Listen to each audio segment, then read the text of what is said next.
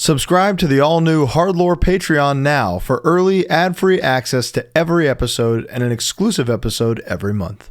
That was the whole intention. We had no intentions of really playing it out or touring or anything. It just wanted to be like, yeah, here's 10 minutes of what actually is hardcore. I'll see you kids in hell. Beautiful. Wow. So it doesn't matter what you were doing as long as you were harder than them. As long as it was known, like, this is Baltimore hardcore.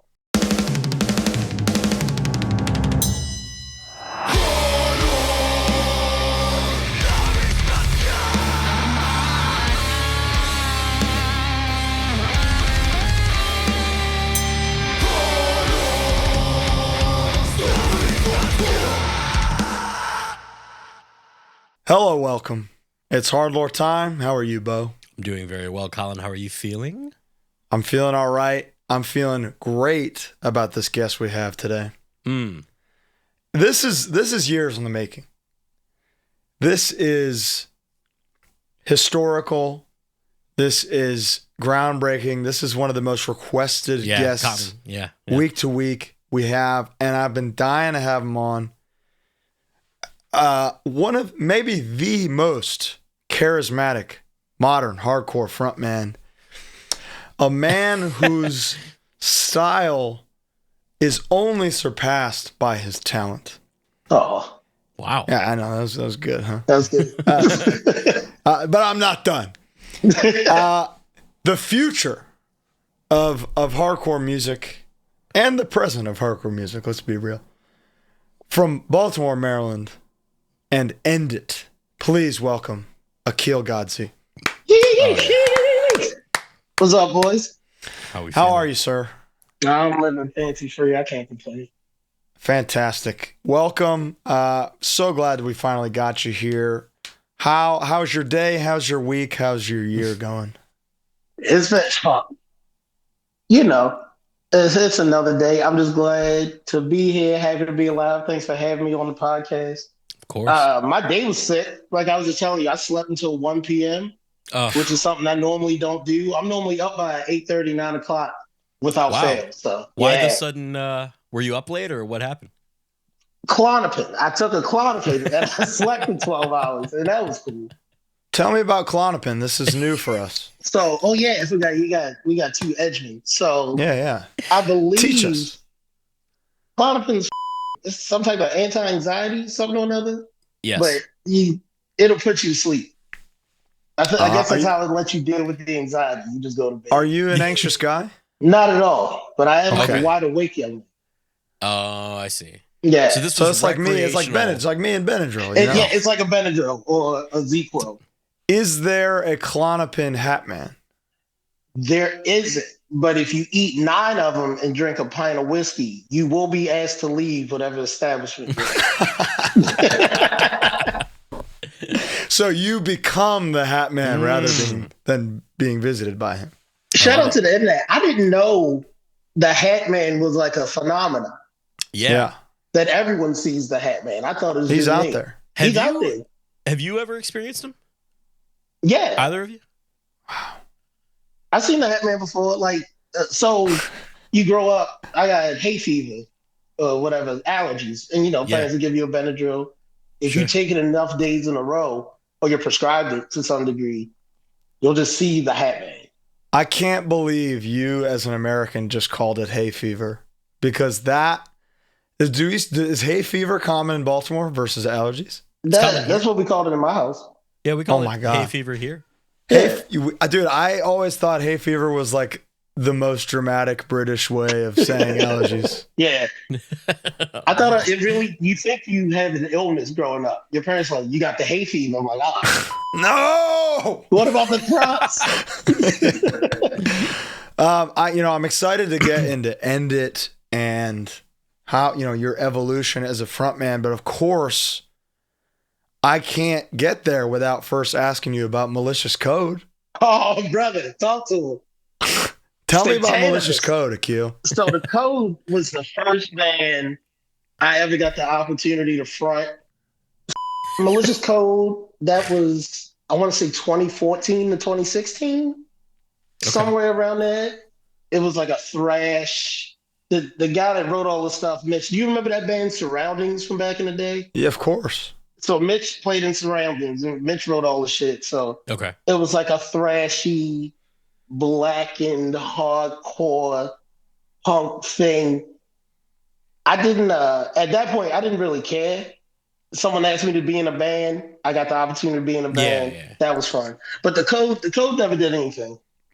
The Code, I love that. Yeah, the Code is awesome. We always just called it the Code.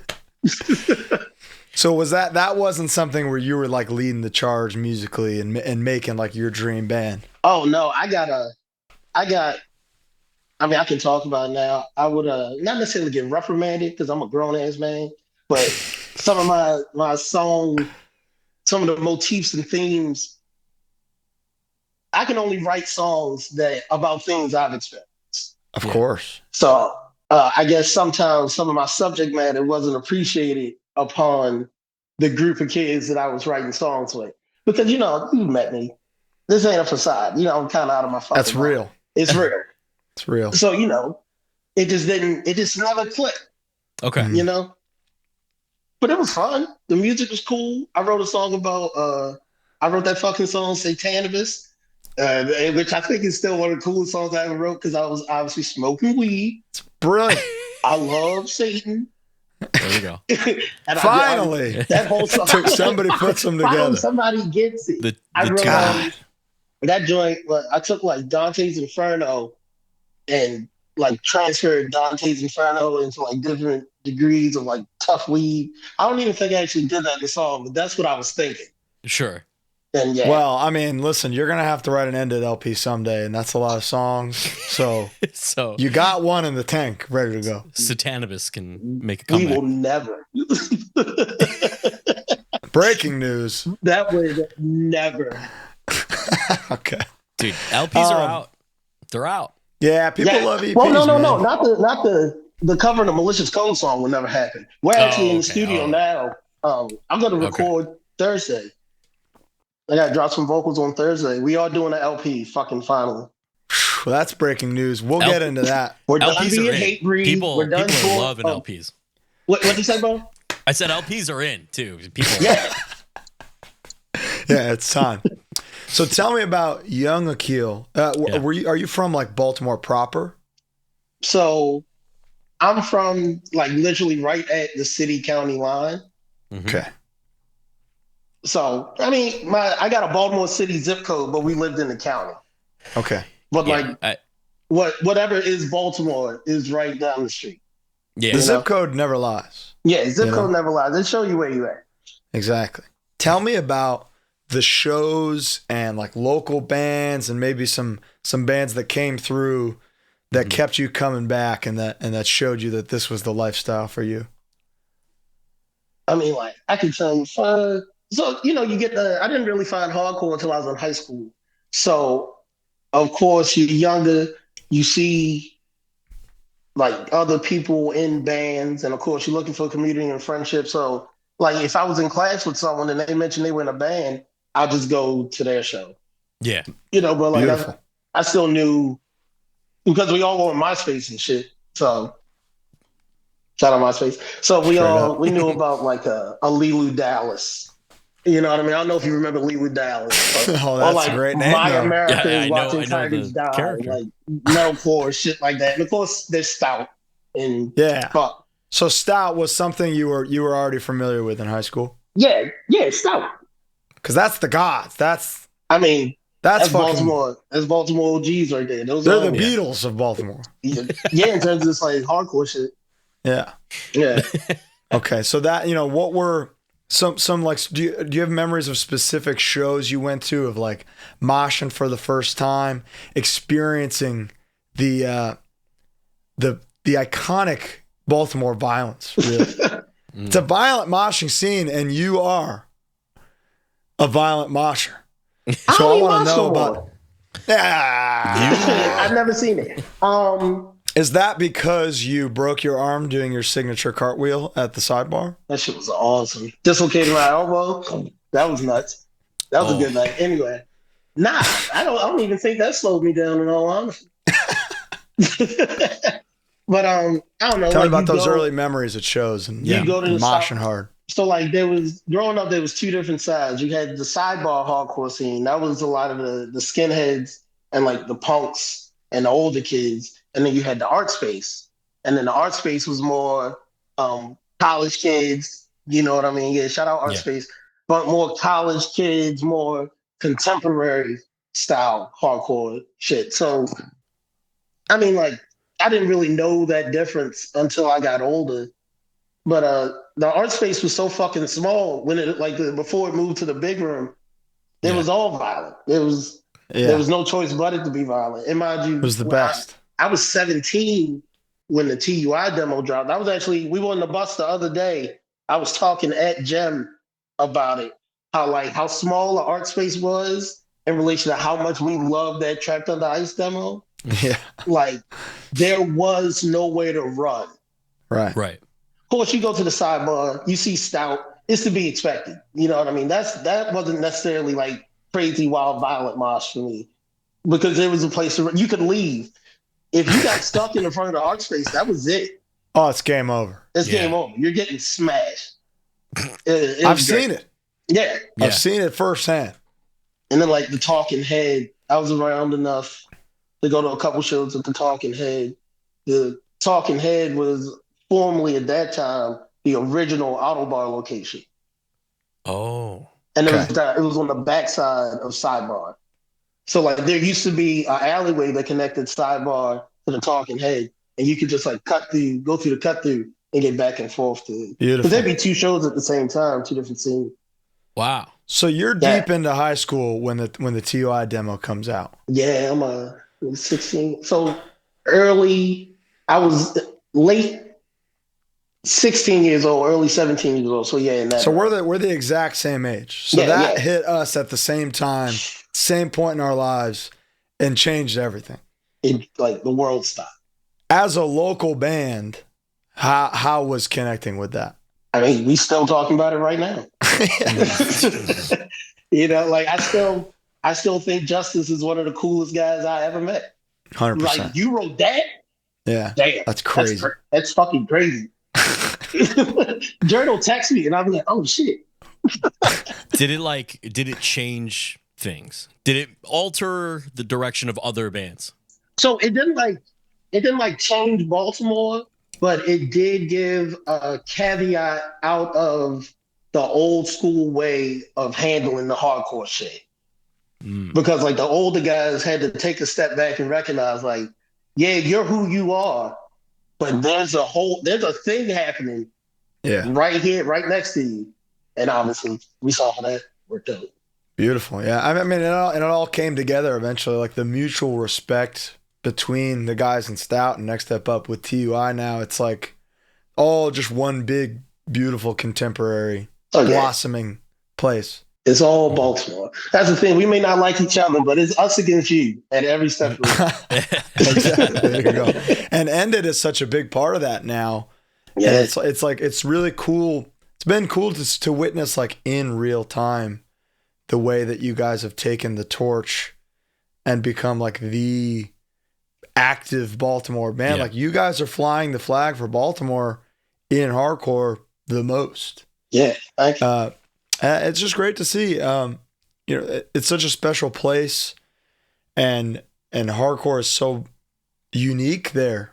There's something about it that is so real, authentic. Yeah. And just seeing it happen with you, and we'll get into the birth of End It because I am connected to it in some way. My flabbers are still a little gassy that you asked me about fucking Malicious Code. I didn't expect Malicious Code to come out at all, though. I forget I was in the code. We're getting there, Akil. I got some stuff for you. Oh, shit. Speaking of which, I know you love Stout. I know you love Baltimore hardcore. I know you love TUI. And before I ask you this, I'm happy to cut this if you need me to. You good. When in your life did you develop an affinity for the band Screwdriver? All right, so when I first learned, you can keep this in there. I can't say I have an affinity for Driver. I have a love of the absurd. All right? Shit. Let's start. Remember, I'm a fucking punk. I'm a punk Absolutely. rocker and skinhead before all this other shit. And I got into it for the shock value of things. But I also, people play these songs because, like, I don't think people understand. Driver, I learned about Screwdriver way before I learned about hardcore. Wow. Oh, wow. Because, like, you hang out with your boys, the internet just came out. Chill, listen to this crazy ass song. And it blew my mind that people would sit around and write music like that. But it's always so it's catchy. And I just be blown away, like, what the fuck? And Like, then it's so shocking that you can't help but just like, play that again. I grew up in the church. We listen to hip hop. My whole family black. I didn't know white boys were sitting around writing songs about black people. That's Wow. fair. Because why would we would never do that. Yeah. No black person has ever sat around and wrote they'll write like an anti-establishment song. Yeah. But ain't nobody in the history of niggerdom ever sat around and thought about white people that much to write a song. I don't think about white people that often. And it's weird that others do. That's fair. But then I learn these songs, and now I may or may not have a song title that's even myself. Fantastic. Perfect answer. Tell me about picking up dead bodies for a living. That was sick.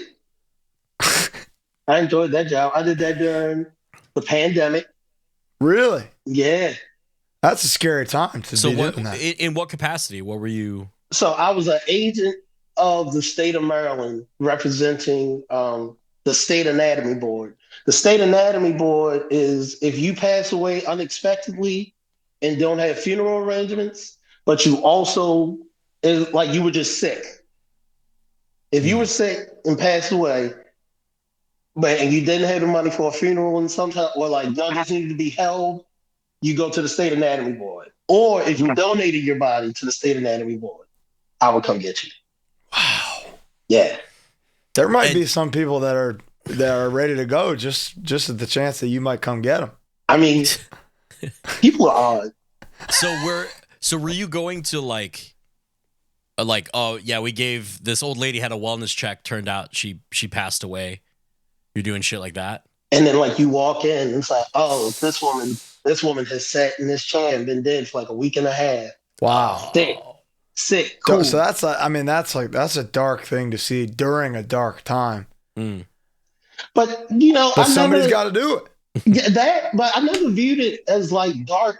I get more freaked out when I will like get the body to the refrigerated facility, and then like you look at how many people pass. Like, dog, for real, with every breath we take, someone on this planet is passing away. Yeah. Now, how many are you picking up a day? It depends. Like, it has its ups and downs like everything else, but like the most. So you work a 12-hour. No, you work a 24-hour shift. Yeah. No, I work 12-hour shifts, and then on Sundays, Saturdays into Sunday, I will work a 24. So like sometimes in the course of like 36 hours, if you really hustling and bustling, you can probably put hands on anywhere from 20 to 25 bodies in a 36. But that's like a busy day. Yeah. Okay. That's like maybe someone passed away in the hospital, but the hospital can just hold on to the body before we go get it. So I may have to go to multiple hospitals. Yeah, but right. Like fresh live that day deaths, the most I interacted with was like 10 families in a 36-hour period that they had lost a loved one in that 36-hour period. Right. What was the most common cause of death? Cancer. Yeah. Every once in a while, because it was a third-party company, so he had the anatomy board contract, but he also serviced some funeral homes and other crematoriums. So sometimes it's just like grandma passed away, Peepaw passed away, and then other times it's like suicide. Ah. Yeah. Like I had to put a human brain in a bag. Yeah. Yeah. You have lived a fucking life, man. he was a vet, and he barricaded the door. His old lady went to the market, barricaded the door, did himself. Damn. Yeah. And then I just like, I went. So several pieces of brain had to go in this bag. Yeah. How was the pay for this job, if you don't mind me asking? under the table. Yes. I made like 1,400 every 2 weeks. Dynamite. Under the table during the pandemic, so you could still get the good check if you need it. So That's here's right. the thing though. As much as I do operate outside of the law, I didn't steal any money during the pandemic. I didn't do any PPP loan. I didn't take any unemployment. God, I wish I'd got in on that, man. Like, man, every time my money's funny, I'm like, shit, I fucking did it. Should have did it, dude. But like, I don't know. The world was going through a real fucked up time, and like, I knew I had a job. You gotta have a balance of things. So I was like, I'm not gonna play the game. You did good. You're good. You're a good man. Occasionally. So the year is 2014. Okay.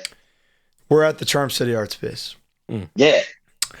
I'm playing in this moment. Twitching Tongues is playing. We say, hey, this song is called Master Killer. You enter the pit and headbutt a guy 3 times. His name is Ray.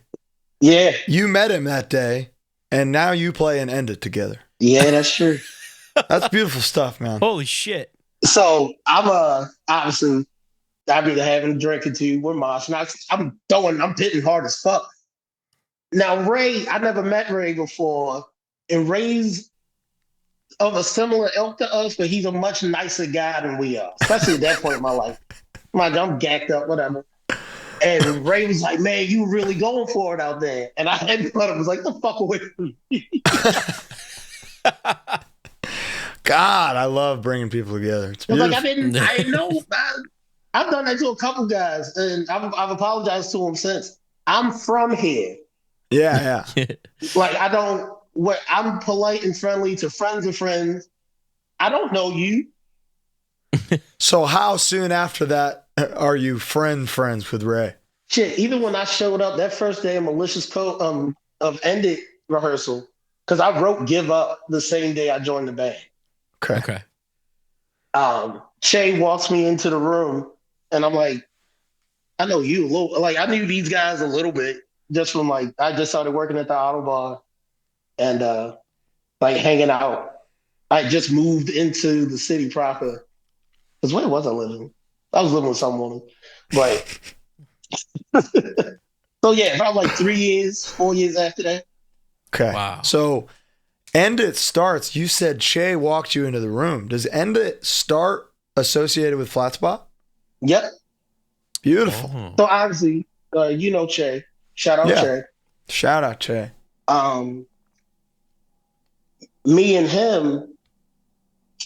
Well, so I got you. So like, there's a house up in Hamden off of 35th Street, 833 35th Street, and a lot of punks. I think Justice lived there at one point in time. Like, a lot of hardcore guys have either slept in them couches or stayed in that house, lived there. Sure. Shay had met Ray, knew they had a band that they were working on, and then Shay took me to the first End It practice, and that was it. So you were drafted in. Yeah. Okay. Che was like, "Don't worry, guys. I got the guy." Well, I think Shay had initially, I think he had went there with intentions to do it, to like be the vocalist himself. But I think he got there and was like, actually, I know a guy better suited for the style of music you're writing. Okay. And had you done any other band besides The Code? So it was just Malicious Code, End It. Damn. Flawless discog. But remember though, I've been performing my entire life. Exactly. So and that's something we're gonna get into very soon. Yeah. And like it's very evident that you were born for this role. Thank you. And I can only imagine how the guys on End It, I don't know what they're expecting. They're like, okay, Chase says he's got a guy, I guess we got a guy. They hit the goddamn jackpot. So tell me about putting together the End It debut, immediately working with Flatspot, how your dynamic grew within the band, because you guys weren't close. Yeah. No. So and that's tough to do. So in turn, I can answer that. I can get along with anybody. Unfortunately, it's just with for some reason I decided to get into breakdowns and skateboards. So That's completely opposite from the whole way I Absolutely. was raised. But also, I genuinely like to find and see the good in people.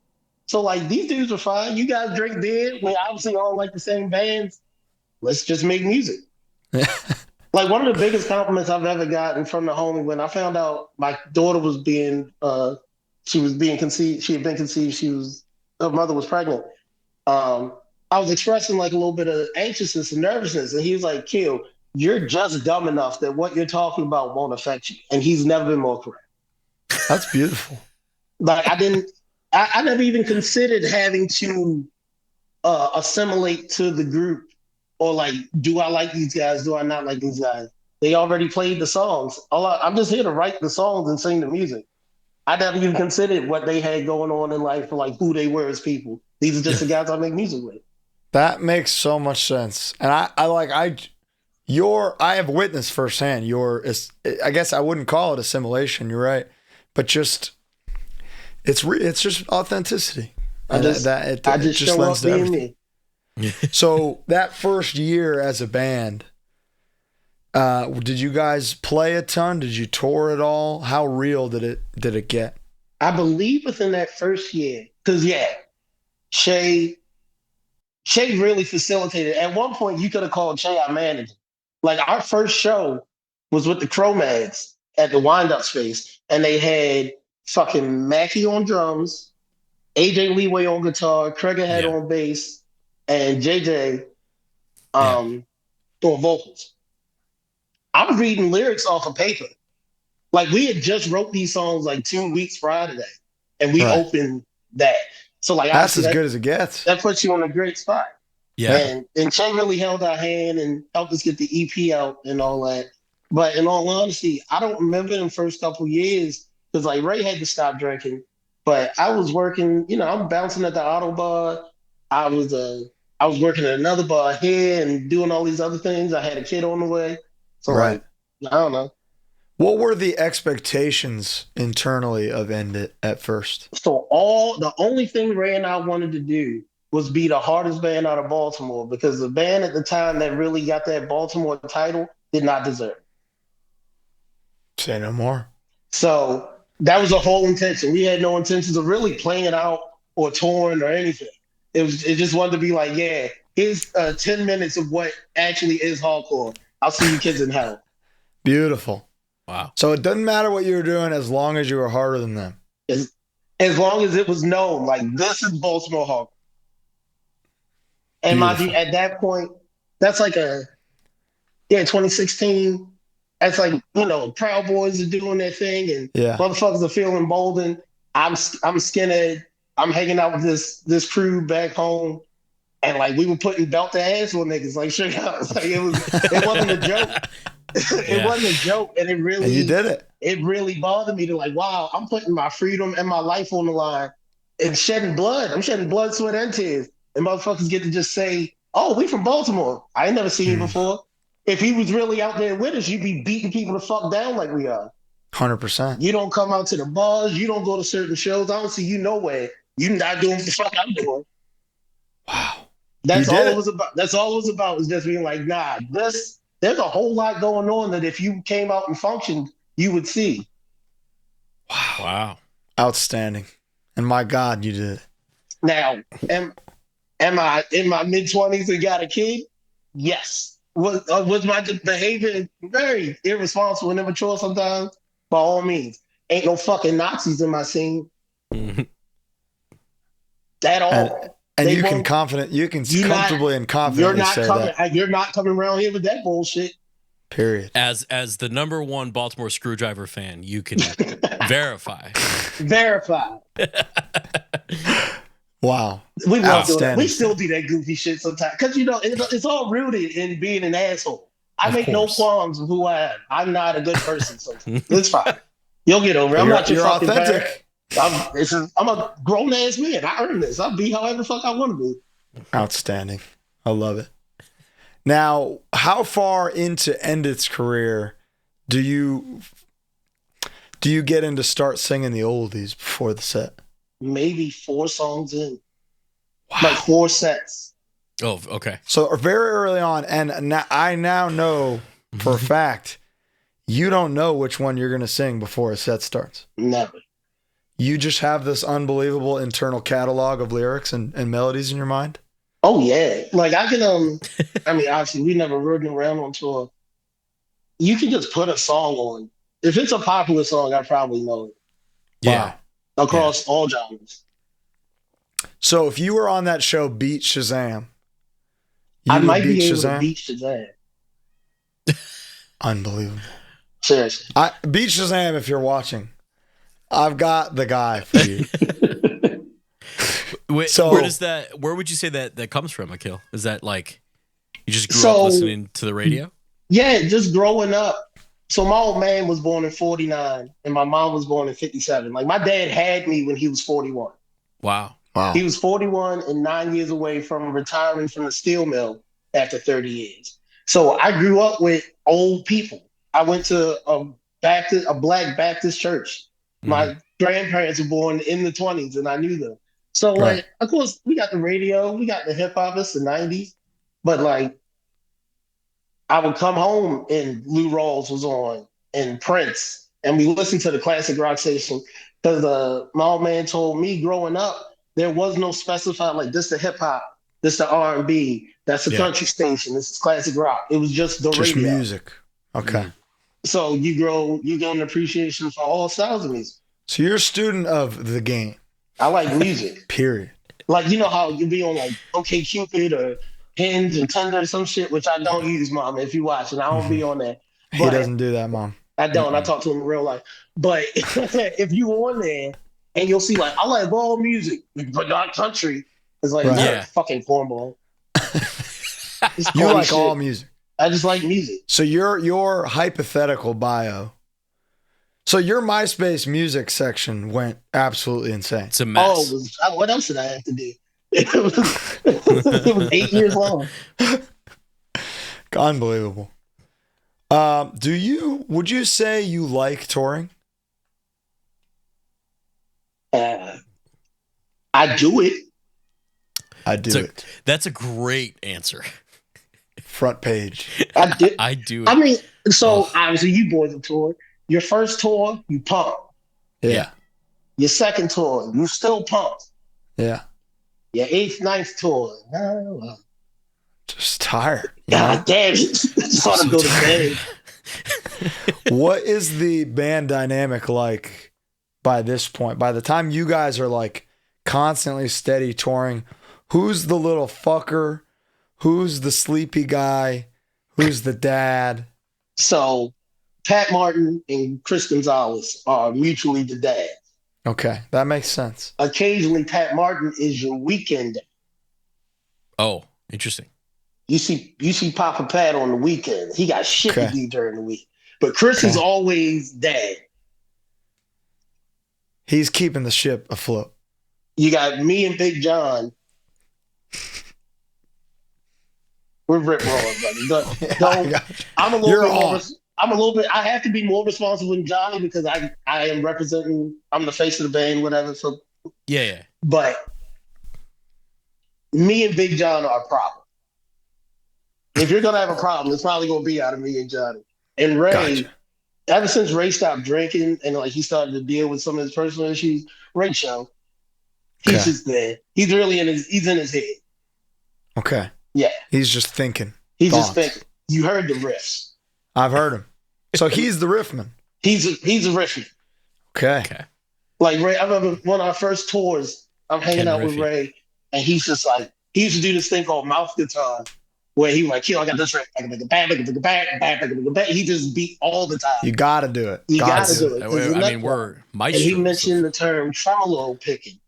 I'd never heard of it. And then he showed me what it was. And I was like, oh, yeah, use that. Do that. I like that. That's what that is. I like that word. I never forgot that word. Do you consider yourself a hater? Yes. Yeah. Of the highest one. Talk to me. Actually, What? I woke Yeah, up yelling about this morning because should I talk about that or you want to just hear about hate?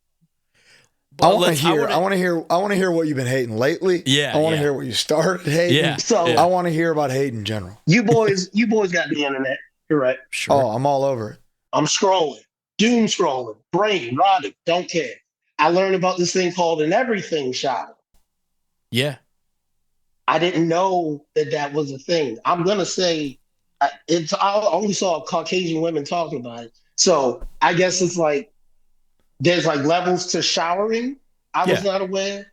It was like, oh, there's just a shower to leave the house, and then there's an everything shower where I exfoliate, blah blah blah. I'm like, I don't know about any of that. exactly. Can you just do it and shut the fuck up? Now wait a minute. If you're in a rush, if you just got home, got back from sweating, but you have to shower and you got somewhere to go. Well, I think there's long showers and there's short showers. And that's all this is. But that's all this is. That's but all they got more steps. They But just what's got more called? stuff. It's called a shower, bro. It's just a shower. You're just washing your ass. And you should be thankful that you got running water and a place to wash your ass. Yeah, but we're talking shaving, we're talking grooming and all kinds of prep. That's the everything. And that's the everything. And I get that. No, I totally comprehend the label, right? Gotcha. But also, shut the fuck up. Like I hate that the internet always. What's some other shit I saw the other day? This woman basically gentrified lean. She took some Z-Quil, put it in a cup, started adding shit to it and stirred it up. I'm like, yeah, that's drug abuse. You're a drug addict. Oh, that's cool. what lean is? Do your drugs and shut the fuck up. No one fucking cares. Like, that's how good you got it. People are being killed. We sitting here trying to make showers more interesting. Wash your hands and shut It's the like fuck Bo's up. Protein soda thing. Nah, that was cool though. But they're doing it with sleeping stuff, which is kind of sick. But Bo's not trying to push it on me by like being in a towel with a little bit of titty meat showing, talking about everything shower. I see what your grift is. I see. Now I didn't factor that in. Wash your ass and shut the fuck up. Right. Now, wash your ass I would love and to shut the fuck up. I would love to know two things. What's up? What is a thing that you like hate the most? That is the most common like a thing that like you see you can't stand. So a thing that I do, and I do it with every band, and I have to eat crow often and apologize, but it's who I am. Some band will come out, and if like too many of the wrong people like it, I fucking hate it. Yeah, without engaging with it. I can't give it a non-biased engagement because I have that much disdain for what's going on.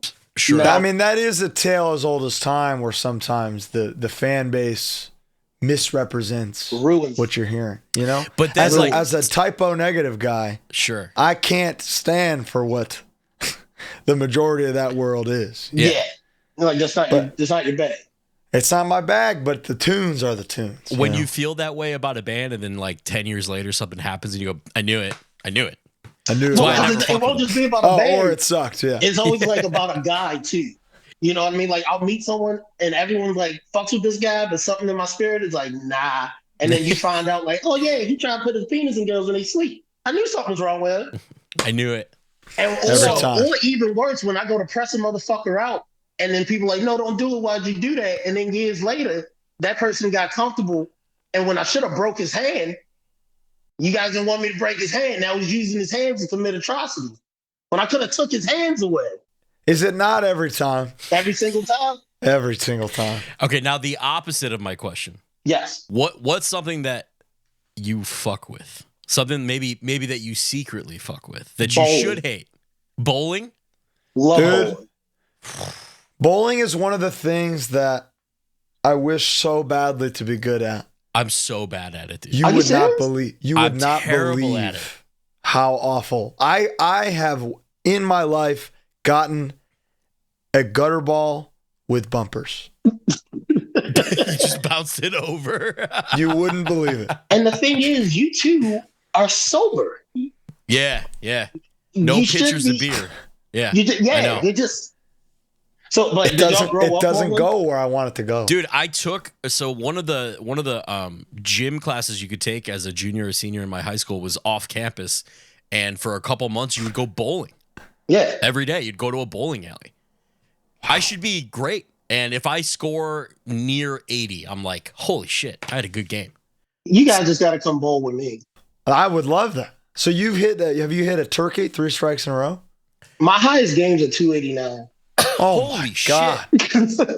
But Holy I used to bowl with dudes who had like 20 and 30, 300 games. Really? If I get over 100, yeah, I grew up. I could shed a tear. Yeah, You know? it feels like you're like, man, I fucking did it. You know, all Wow. it is. I'm gonna tell you guys exactly what you're doing. You gotta be. That's why we exaggerate so much while we do it. But if you keep that arm straight and just fucking throw it straight, that's where it's gonna go. You get so hyped up on throwing it hard that you cross your body. Yeah, I cross. Yeah, it's exactly. Can't That help ball's it. doing much more damage than you believe when you moderate the speed. At any rate, we can do this in real life someday. I would love that, dude. We should do an episode where we bowl. Yeah, we're coming to Baltimore. We're coming to Baltimore. bowl We're gonna with go you. bowling. Well, I have a newfound pet peeve yeah. that I've please. finally come to terms with that I've been waiting to talk about. Oh, do tell. In an event with audience participation, Mm-hmm. Oh. when the first applause isn't loud enough. Oh, I see. Now you can do better than that. Let's hear it one more time and if I have to do the second applause, I am promptly leaving the room. I don't want to be here anymore. I'm out. You Especially lost when me. it's That like- wasn't my best wasn't good enough. Then I don't want to give you any more. Especially when it's like, no, this is Omaha. Let's hear it. Yeah. No, It's like, then ooh. I'm going to fucking Tulsa. Okay. That's a good one. Performative, fake stage shit is really rough.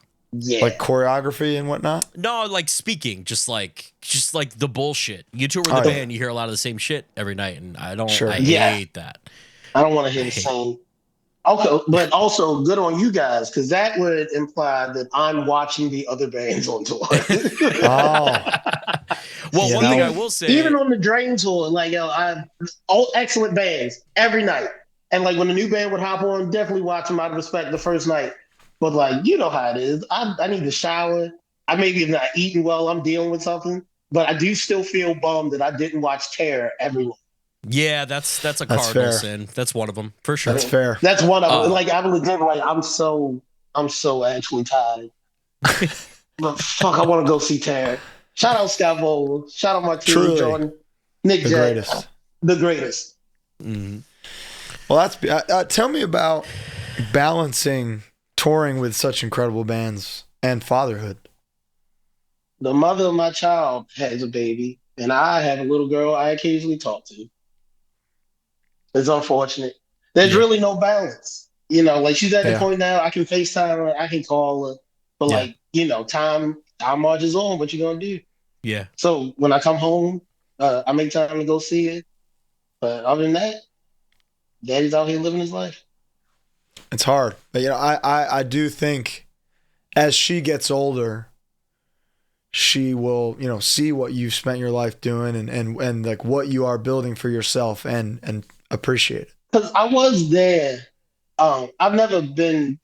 Like doing all this touring is really the farthest I've ever been from. I've always been in my kids' life, Right. but you do 6 weeks, 8 weeks here, Yeah. X amount of weeks here. It's a lot. But I do believe. Luckily, the band's like doing something. My only saving grace some days, like to not feel as guilty, is the fact like I'm not just some SoundCloud rapper. Yeah. Like as much as like my finances may mimic that of SoundCloud rapper, I'm not. We are doing bigger shows. We're getting opportunities. So hopefully it'll if I could get a 2006 Honda Accord at the end of all this, at least she can drive it. Amen. And then You know what I it'll mean? last forever. I'd kill for that. It's a right now. Honda. Exactly. Beautiful. So 2020 hits and you've got your next record finally. Yeah. One Way Track.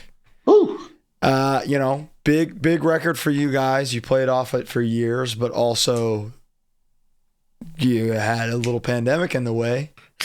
What was that like for you guys? How badly did that stall your plans? So again, shout out Chris. We made it some merch in the midst of the pandemic. Was able to donate some money to some places. Beautiful. And of course, like we all didn't know what was coming. So there are probably moments where like, shit, this is it. That's why I went so hard at the picking up bodies thing. Because I was like, I've always wanted to own a crematorium or something. So I get my foot in the door and I get to pick up bodies. All right, well, this So is that probably, was like an aspirational career choice. That was not just like, I guess I'll pick up the bodies. so it was Wow. I had always wanted to do it, but I've never wanted to go to college. And in order to be like a mortician or a funeral director, you got to go to college. Yeah. And I don't want to fucking do that because I want to go to hardcore school. So Same. I was on Indeed and came across that job and was like, I've always wanted to do this. Sick. And then the pandemic happened. I was like, well, this is it. You know, and that's the time where like people were not jumping for that job, I'm pretty sure. Yeah. No, not at all. It was such for real, so many fucking people died during the pandemic. It was insane. Millions. It was insane. And it was a lot of like, all right, so it was a lot of like heavyweight people. Because, you know, this is getting your respiratory. Yeah, of course. And, you know, if you, depending on how much adipose tissue you got on your body, it's going to weigh down and all that. I'm not a doctor. I picked up a lot of bariatric patients. Like one day, the first somewhere between 3 to 5 bodies I put hands on, everyone was like over 6 foot and over 350 pounds. Wow. And mind you, to raise that cot, or lower that cot, you like kind of got to deadlift it. Yeah. And like, I got to get it in the truck. And sometimes you're going downhill, sometimes you're going uphill. And you just got to get and then when you get to the place, you got to get that dead weight off of the table onto this table. So the one silver lining there is that, you know, a lot of people gained weight during the pandemic. You got fucking ripped. I low-key did get jacked because I was not like crazy cut, but you know, you guys work out. You go to but people saw you. You know, people saw you out. You don't see your friends for a while. Sometimes you see each other. You go, oh shit. Yeah. But people saw you post pandemic, and they're like, "Damn, dude, good job." You know, was it just you working? So like if it was like a house call, depending on the scenario, you would have some assistance. But like if you were just going to pick up a body from a hospital or a nursing home, like if the beds were able to raise up and down, you could just transfer them to your cot. They'd send you by yourself. I got you. Okay, cool. So did you guys get to do much touring or play much off of One Way Track? Nah, because we dropped it, I want to say February of 2020. It was January. It was January 2020, and then the world shut down. Damn. But you came back hard, and I think Unpleasant Living is like, this makes you guys. Thank you. I think this is where I see End It for the first time. Was it the FYA? Where you were first? Yeah. Yeah. So that was the thing where it's like, I'm arriving. I get there. Yeah. I show up as you're starting. And I'm like, all right, I got this gear, but I'll watch a song. And I end up staying the entire time. And my God, is that rare. And I do think such a huge part of that is just like, oh my God, this singer's got it. Yeah. My God, he's doing it. Yeah. So tell me about Unpleasant Living, starting the kind of proper like fest and tour circuit with that record. New Age Slavery just as a song, just hitting as a hardcore song in general. Tell me about that time and putting that record together. So, mind you, picking up bodies. I'm a dad. I'm like getting off work to immediately, like I'll get off work at 6 a.m. Her mom would drop her off at 7. I'd have the baby from like 7 to 4, get some rest to go back to work at 6 a.m. I don't like to harp on the drugs and alcohol. And for any children or any vulnerable people, you got to take everything I say with a grain of salt. This shit worked for me. I'm lucky. A lot of drinking, a lot of drug abuse. And that's just like in response to the pandemic. Nah, I don't write that down. But like in response to the pandemic and just like the state of the world at that time. And we've already had our proclivities. Like we all drank, or we either did drink or do drink. So it was just rip roaring, brother. You drink, I get off a shift here, I'm bouncing at the club here, I got my kid. So Ray would send me songs and I just write to him, you know? Like no crazy inspiration, nothing in life. Just like this is how I feel right now. And we got Beautiful. a song. In all And that's honesty, how it's real. It's real. those first two albums, dog, I did a lot of that writing like in the studio day of. It's Ray's tracking guitars. I'm writing lyrics because that's just the way my life was at that moment in time. It was hectic. Any Whatever lyrics works. or choices you made that you would go back and change? Like, are there any lines where you're like, ah, fuck? No, that is one thing we don't do. We definitely are. Great. You ain't gonna say no corny shit out loud. Right. I've definitely come. I've definitely maybe once tried to draft my death style mimics my lifestyle, and someone was like, "Hey, don't do that." That's the one. Frantic lyrics are the one thing that's off the table. Yeah, one thing you can have a frantic outline, but you're gonna have to put your ego to the side and let the boys read it, so you don't say something that's too. Hey, fair is fair. Fair is fair. This is the time where you guys decide the goal isn't just be the hardest band in Baltimore, but take this show on the road. So, remember how I mentioned at the beginning, I'm kind of dumb? I never viewed it as that. I just viewed it as, oh, people like it. They want us to come play here. Yeah. So it was never like, oh, we need to go show people that like we can do it in New York and we can play here. It was just like someone wants us to come play Poughkeepsie. You want to go play Poughkeepsie? Yeah, Jay Mindforce wants us to play with him. Let's go to Poughkeepsie. Beautiful. Cool. You know what I mean? Like it never. So there was never like now, an active. With the direction. What'd you say, Bo? I'm sorry. So there was never like an active like, all right, guys, we're going for it starting now. It was just opportunities are coming. If anything, this moment, like me talking to y'all in this time of the band, we're putting the mindset on like, oh shit, we can actually make something happen with this. Yeah. Which is why we're taking the album seriously, and I'm showing up with things written. We're taking it more professionally, but it was really bumble and stumble this whole time. Just like wow, I just lucked into it. with utmost grace, it seems. Yeah, I don't remember. We come from that hardcore tradition, dog. Like I'm not nobody. I'm a motherfucker from Baltimore who like hardcore. That's all that's happening here. That's all I need, creatively. Seriously, I don't know. I don't have no fucking idea how I got here. I just like going to shows. I think breakdowns are cool. Hardcore shit. I like heel flips. Oh. Do you have a favorite tour you guys have done yet? They all have stellar moments, and I'm appreciative of all of them. So I can't really say like there was one tour that was just like, oh my goodness. Are there some stellar moments that come to mind that you would share with me? Brother, you bet me. Yeah. Let's see. How about the first time we played fucking Los Angeles? Uh-huh. And this is with another iteration of the band. We hop on. We weren't necessarily supposed to play this show on tour, but we hop on this show at the last second. We played that band Count Time out there in LA. Some drama. We just played with Count Time in LA. We pull into La Puente, and like I look the way I look. I got these 3-4 white boys in tow, and like we walk into places, you can just feel because like we had our old drummer and our old bassist were more like punk rockers.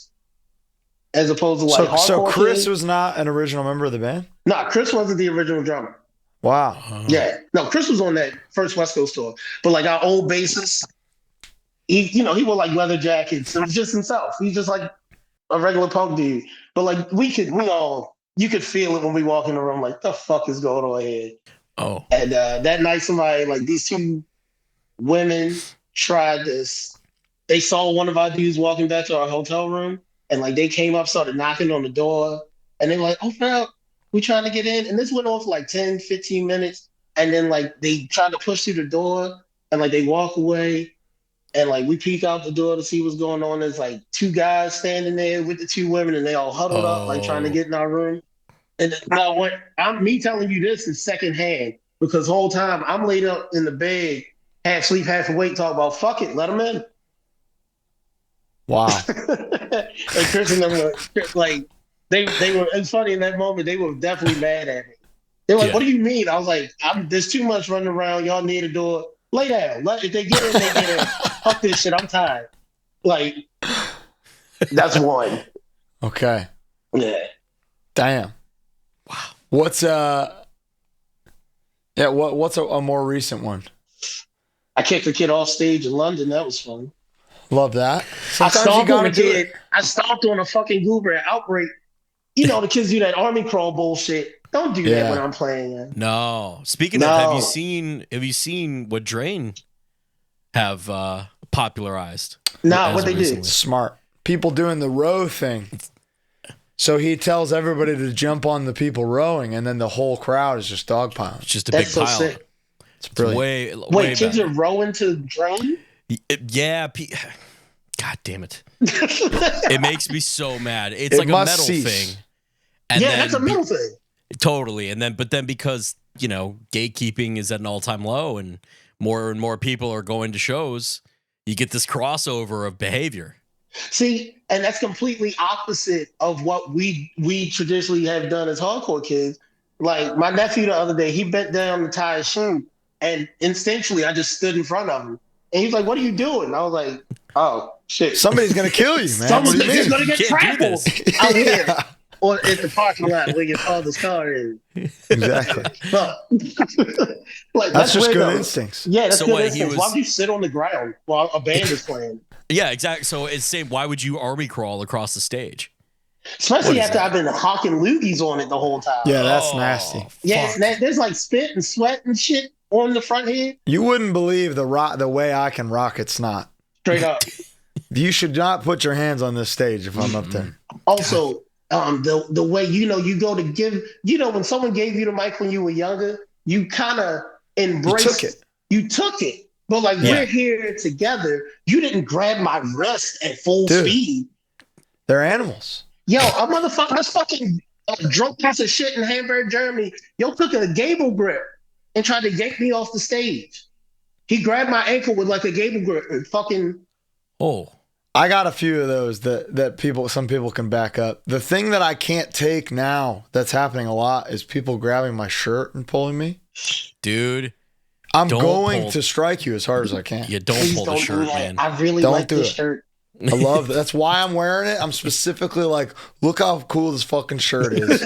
I thought it was worthy of presenting to all of you. And guess what? If you're nice enough to me, I may take it off and give it to you. 100%. I did that at Sound and Fury. I wanted That's nice of you. That Carhartt shirt. It was gold foil. It said Carhartt on the front. I remember it, yeah.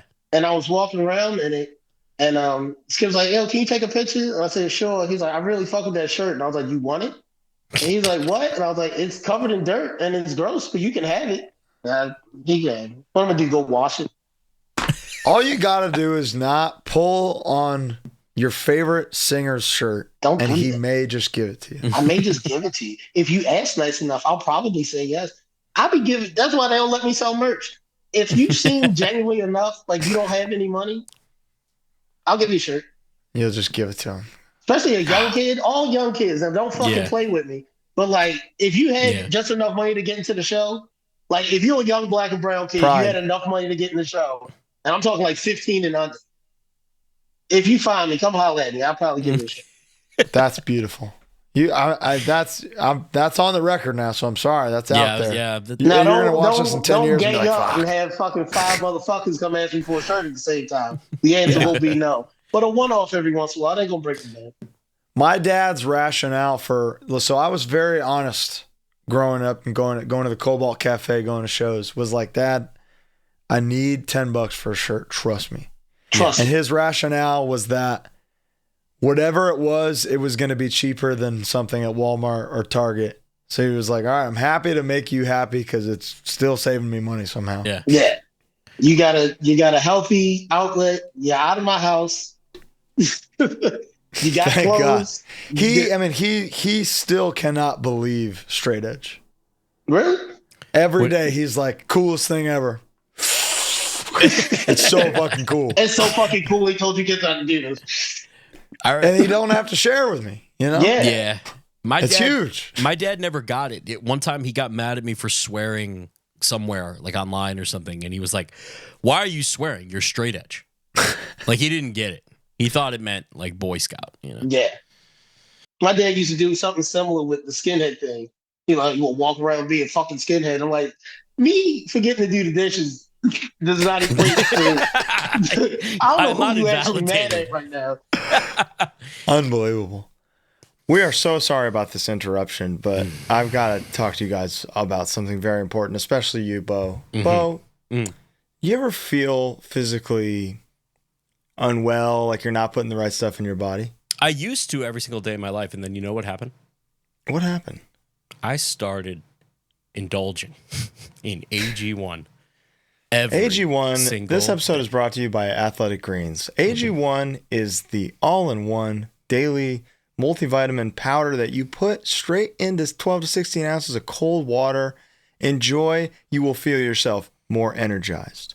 You will feel like you're putting the right things in your body because you are. All the probiotics, prebiotics, and daily vitamins your body is missing. Tell them what they get, Bo. If you use Athletic Greens /HardLore, you get 5 free travel packets of AG1, which are perfect. Lord knows the holidays are coming up. You're going to be traveling. Yeah, bring them with you. It never ends for either of us. And thankfully, we have these damn travel packs to keep us going, keep us well, keep us healthy. You need them. And also, you get a year's supply of vitamin D and K drops. And the crazy thing about that is it really does last a year. I just ran out. Yeah, exactly. And it was like, I thought that day would never come. So please, take care of your body. We know what you're eating. You listen to our show. We know what you're doing, okay? You can reverse it a little bit with AG1 and just make sure while you're putting the crap in, etc., you're putting the good stuff too. We read the DMs. We see what you're eating. Please knock it off. No, well, don't necessarily knock it off. But knock it on with the AG1, okay? Perfect. It on top of it with a little bit of AG1. Perfect. This episode is also brought to you by Manscaped. Let me tell you something. I just got out of the shower. As a matter of fact, Colin, I just got out of a bath. You hit did? Hit the gym, took a bath. I used the body scrubber. I used the body wash. I used the crop preserver is the one that I used after I got out. Yeah, dried off. I'm feeling. Look at me. Let me tell you about. We played those tsunami shows a couple weeks ago. There was a show in Riverside where. Oh yeah. On the way there, I realized I forgot to put on a single Manscaped product. During the set, I was so conscious of my funk that it like affected the way that I sang. It was Grand Funk Railroad in there? I'm telling you, man. It was straight up like, I don't know if it's a placebo effect, but I know for a fact that when my crops are preserved, I perform better. Wow. Performance enhancing stuff. It's cream. You wouldn't believe it. I barely do. But I stand by it. And you should too. If you use code HardLore, site-wide, you get 20% off and free shipping on all Manscaped products. And that is crazy. Christmas is coming up. Stocking stuffers galore. Code HardLore, 20% off, free shipping site-wide. Just get on it. Okay, quit messing around. This episode, lastly, is brought to you by Guilty Party, the greatest menswear store in North America. And that's a fact. I wear something from Guilty Party every single day, and I feel like $1 million because I look like $1 million. Like $1 billion. There we go. All of our favorite brands, Free Note, 316, Ironheart, Red Wings. Red Wing, yep. Every time I step out in a Guilty Party thing, somebody stops me and says, "What are you doing?" I said, "Get your fucking hands off me." Guilty son Party. Of a bitch, don't touch me. I got a guilty. You're the guilty party for touching me, you bastard. But in all seriousness, this place is amazing. It's in Atlanta. It's co-owned by the Drummer Foundation. So you're supporting a small business. You're supporting a great business. You're supporting a friend of the show. Really, very much so. And if you use code HardLore, you're getting 10% off for one. Wow. And anything over $350, which Lord knows it might be, because this is premium stuff. You're going to get free shipping. Let me tell you guys something. There's a chance that's one item because it's high quality stuff. It's built to last. Okay. Much like Earth Crisis, much like Sick of It All. Okay. The point being, this one thing you can get money off potentially, most likely, and it's going to last you. Period. Period. Back to the episode. When in this does stand-up come along for you? Just like with the opportunities, like all of the getting on the tour, the festival circuits and shit like that. The songs aren't chosen. I have no idea what I'm going to say in between each song. Okay. I just get up on stage and start talking. Really? And then eventually somebody goes, "Hey, do you want to do just that?" Yeah, for me somewhere. Ian was like, "Hey, I'm doing this thing in LA just for Sound and Fury. You want to go do stand up?" I was like, "I don't have anything written." He's like, "You'll be fine." Oh shit! And how was it? Everyone said it went well. It's no different than being on the stage. Yeah. How long did you do? Anywhere from like 2 to 3 minutes. Yeah. Yeah. That'll do it, dude. Did you enjoy it? Yeah, I liked it. I wouldn't see me doing that full time. So like, I respect comedy a lot. Yeah. And I know I could obviously be a stand-up comedian, but 100%. I just don't see me doing that.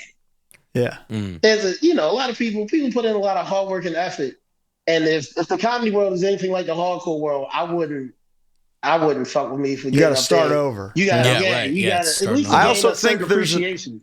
There's a different amount of ego needed to say to the world, "I'm so fucking funny and I need to be paid for it."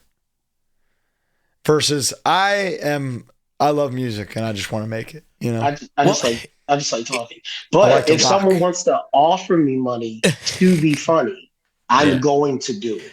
So that's what I think is so interesting about it is it's the only music you go to see music live, you're experiencing it in some way. Like all these different avenues for art are one thing, but comedy stand-up is the only thing where you're going with the expectation to be made to laugh.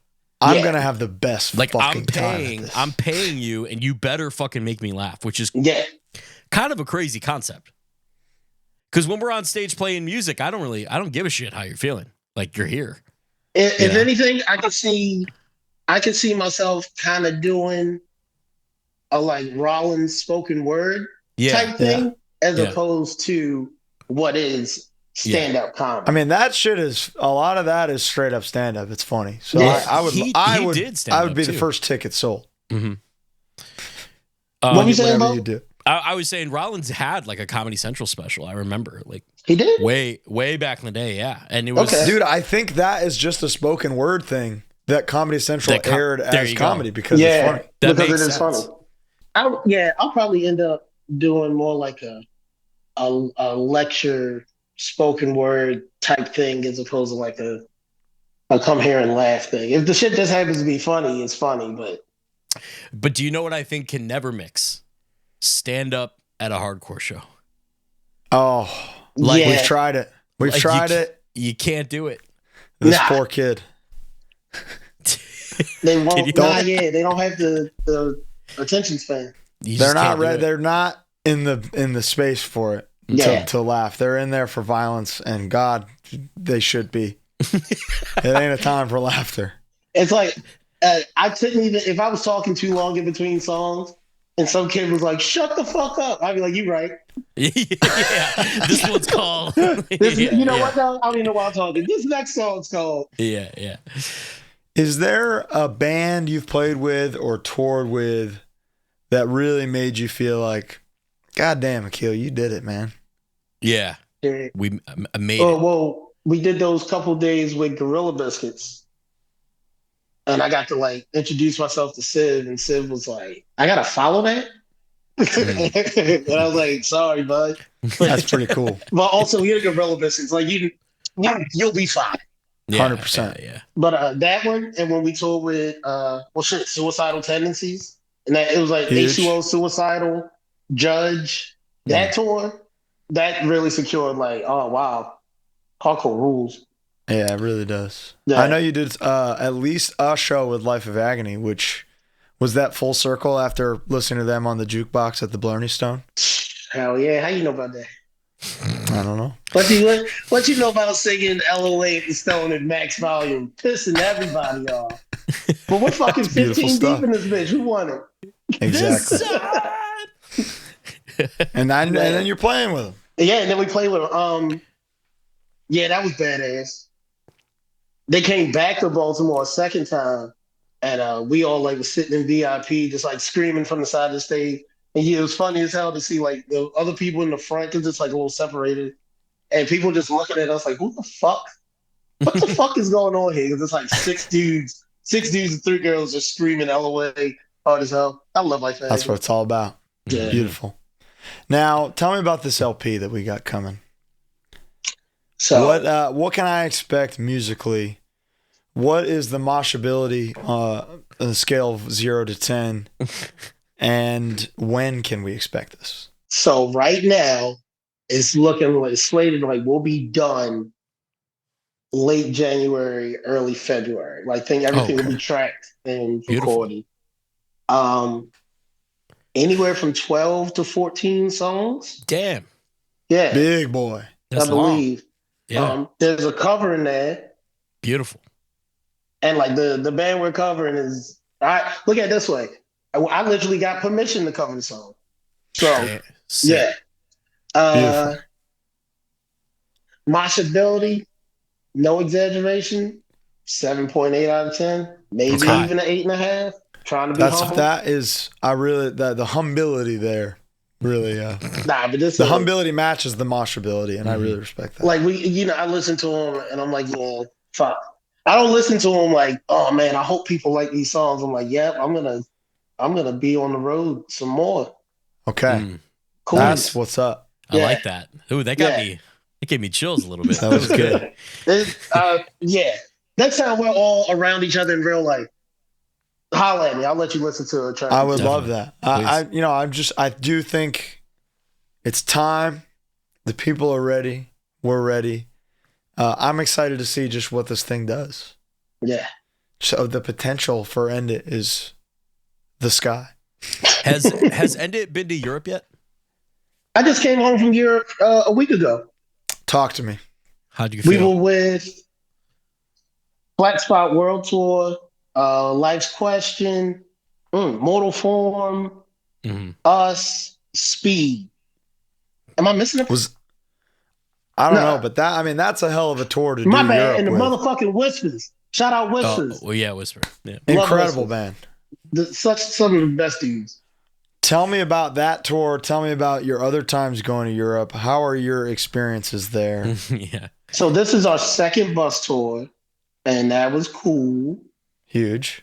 I've done it 3 times now, so like I understand like people aren't staring at me because they're like, what the fuck is he doing here? They're more so staring because like that's just what they do over there.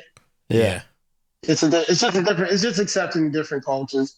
There's no there's filter. always going to be something racially motivated that happens in Europe. Like 100%. It's Europe. It's Europe. I know what I'm like. They're behind. You know? Yeah, and some their food. You ever notice how in Europe the food almost tastes like what it's supposed to taste like? Yeah, it almost tastes like food. It's like you were so close. This is I know. Why did you put cheese sauce on top of the entire burger? And all right, fuck. I guess I'll eat this. They're just missing those beautiful unknown chemicals that we know and love. MSG. Oh, it's the best. I had an epiphany the other day about Europe. Epiphany. I don't think I've shared this yet, but Akil, tell me if you find this to be accurate to what you went through. In the States, when we were participating in this music specifically, have I said this before, Colin? I believe that we are a collection of individuals experiencing a live band. There are individuals, all experiences. You got people stage diving, skanking, moshing, singing along, doing whatever. It's individuals doing a thing. In Europe, I believe the experience is the community doing one thing, doing an individual experience. So if everyone's standing, everyone's standing. If everyone's stage diving, everyone's stage diving. It's like, what are we all doing? That's the mindset in most of Europe, with the exception of the Glasgow guys and like certain pockets. Oh, yeah. You know? Yeah. This is my epiphany. It goes in, you're not too far off because you know how like they are with their politics and sometimes. Like, yeah, they are more so about the community doing the thing as opposed to like that guy's doing his own thing. Yeah, he's yeah. Thank God for that guy, man. But it's also worldwide, that guy keeps going. As much as we hate their food and some of their customs, though, I got to give credit where credit's due. You go play a venue, there's a kitchen, you're getting fed freshly made food, and the sound there's a truss rig and lighting, and the sound's perfect because the government subsidizes this behavior. Yes. Yep. And again, that speaks to the whole, like, it's a community doing one thing. But when you get to some of these lower scale tours, the government subsidizing those shows means that the promoter doesn't need to promote it as hard at all. And my God. Or at all, yeah, right. Yeah, or at all. And that's when it's like, I don't think I need to play music, let alone listen to music anymore. But I'm glad you're not having that experience lately. As we're winding down, Colin, do you have any more End It specific questions that you have there? Not towards End It, but I do want to get into, Yeah, because here's the thing. The real shit. We're talking to a guy who picked up bodies, right? Yeah. I got to know. Akil? Yep. You believe in ghosts? No. Yes. I don't believe in, I've never seen, and outside of just picking up bodies, I've just been places. I believe more like an energy. Okay. I've definitely walked into some places where I know something bad has happened. I'm like, ooh, the energy in this room is off. Sure. But I don't believe in ghosts. I ain't never seen no ghosts. Are you open to it? Not really. Yeah. I'm there with you. I'm wide open. So if there's any ghosts listening, I welcome you. I'll put the kettle on, whatever you need. I never thought, because you talking like an apparition. You talking like you want to see a fucking ghost. I want the full shebang. I want a blue floating vaporized apparition. Now, I do believe in poltergeists. Interesting. I do believe a spirit, if someone died in this apartment right now and they didn't want me in here, I do feel like I've experienced moments where someone just cut that fucking light on. Don't know who did that. I'm leaving. Really? Okay. Now, I've never seen a ghost. That's something, though. That's definitely something. You're with me a little bit. You're with me a little bit there. Yeah. Because, I don't know, I've been in, say I'm in the same building, the hotel. Some of these hotels I used to work in Washington, D.C., definitely haunted. Old, scary. So you believe in haunting? Matter of fact, you want to hear a story? I would love. I'm working. What's that motherfucker? Yeah, John Edwards crossing over. John Edwards. Okay. Yeah. The Medium. Yeah. The Medium. It was a live event at a hotel out near BWI Airport. I'm working. I'm a technician for the group. I got one microphone on the stand and two on the outside so people can walk up and ask their questions. He's got a lavalier on. He's walking around interacting with people. He starts talking to this one woman. This event's been going on maybe 2.5 hours at this point. He starts talking to that woman, and whatever they started talking about, her mic clicks out. John Edwards' mic clicks out. Both of those decks go dead on my end. I hear a feedback. Guy has a seizure. This event had been going on for 2.5 hours. And in that moment, they were talking. It was just like, boo, boo, doo, boom. And then the event was over. That's confirmed haunting. Now, did John Edwards acknowledge it? Did he say okay, something? No, something everything happened so quickly because the young man that fell out, he passed out and then a woman screamed and then it didn't get chaotic, but the event stopped. Wow. So that was the end. And that was it. And that's just a fucking day in the life of John Edwards. Yeah. Pretty much. He's like, it happened again. Did it again. Fucking hell, man. I am so good at my job. Interesting. Okay, so that's real. But all my coworkers, because I am the way I am. I was like, someone almost crossed over, huh? No one laughed.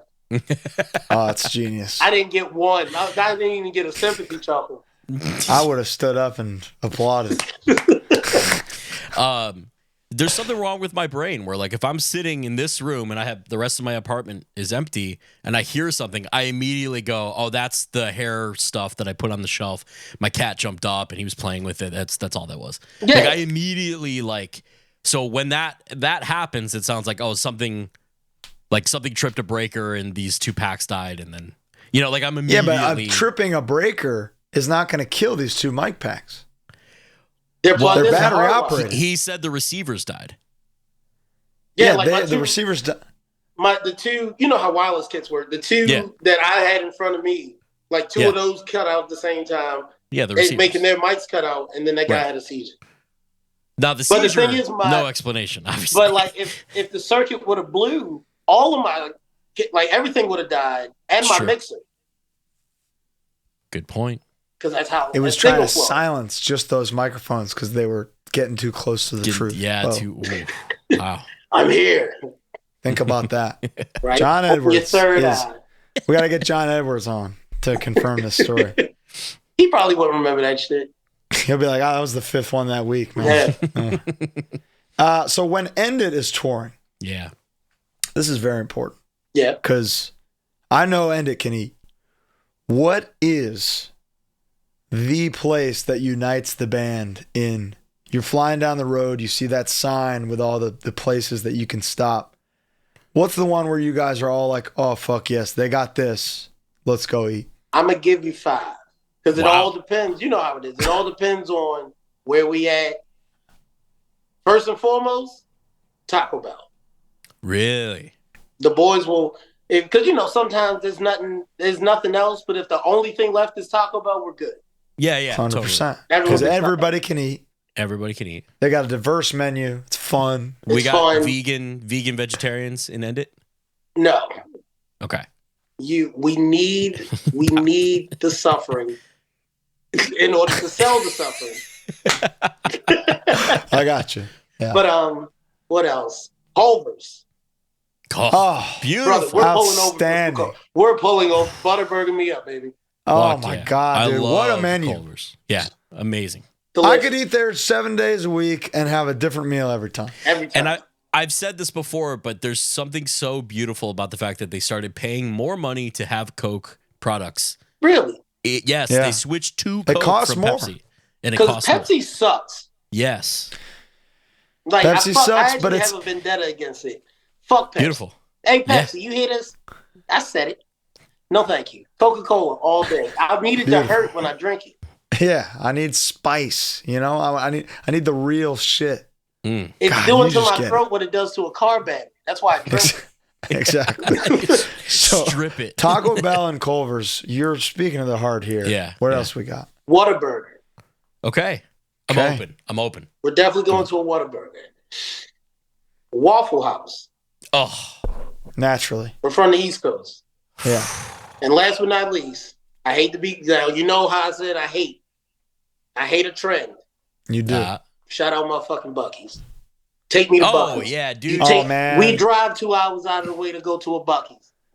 Listen. Dude, the brisket sandwich has no business being that good. It's so fucking good.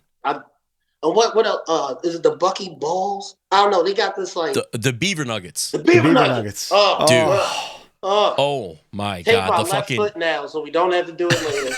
the cinnamon pecans, like all this shit there is all so good. And there's another place. There's that Wally's place, which is like another one. I do fuck with a Wally too. But it's funny how much better Buc-ee's is. It's like night and day. Yeah. Wow. Like Wally's is cool. And it's cool. I'm fortunate to say I went to one before. Yeah. Buc-ee's all the way. Buc-ee's it has no business being that good. Seriously. And it's always great it's never slow in the Buc-ee's. No, dude, it's slamming and it's slamming with locals. Yeah, exactly. Like people who live 10 minutes away are like, I got to get down to the Buc-ee's today. You know, Shannon's gonna meet me there, and then we're heading over to the skating rink. Exactly, dude, and that's a perfect Texas date night. That's a date, yeah. Great answer. Great answer, yeah. Thank you. big one here. Big question for you. The question is, who do you do? And the meaning is the frontmen or musicians who you've kind of taken with you subliminally and whose mannerisms you take and maybe their vocal styles you take. Who do you do when you're on stage? Shaka from Burn, because we love Burn. Hard mosher. Occasionally, I find myself doing like a Puerto Rican Mike from District 9. Beautiful. Fuck yeah. Because like we similar ilk. In my idealized mind, like when I get it in me to like do a cartwheel or like a pop punk jump, like a knee tuck. Yeah. Vocal. Beautiful.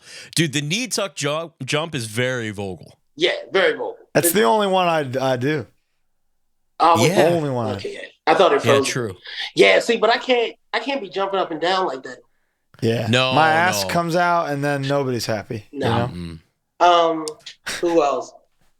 It's all East Coasters, you know? It makes total sense. Freddie. A little bit of Freddie Madball. Yeah. A little bit of Eddie Lee. Those are great answers. Rest in peace. Yeah. Like you messaged me what my top 4 is.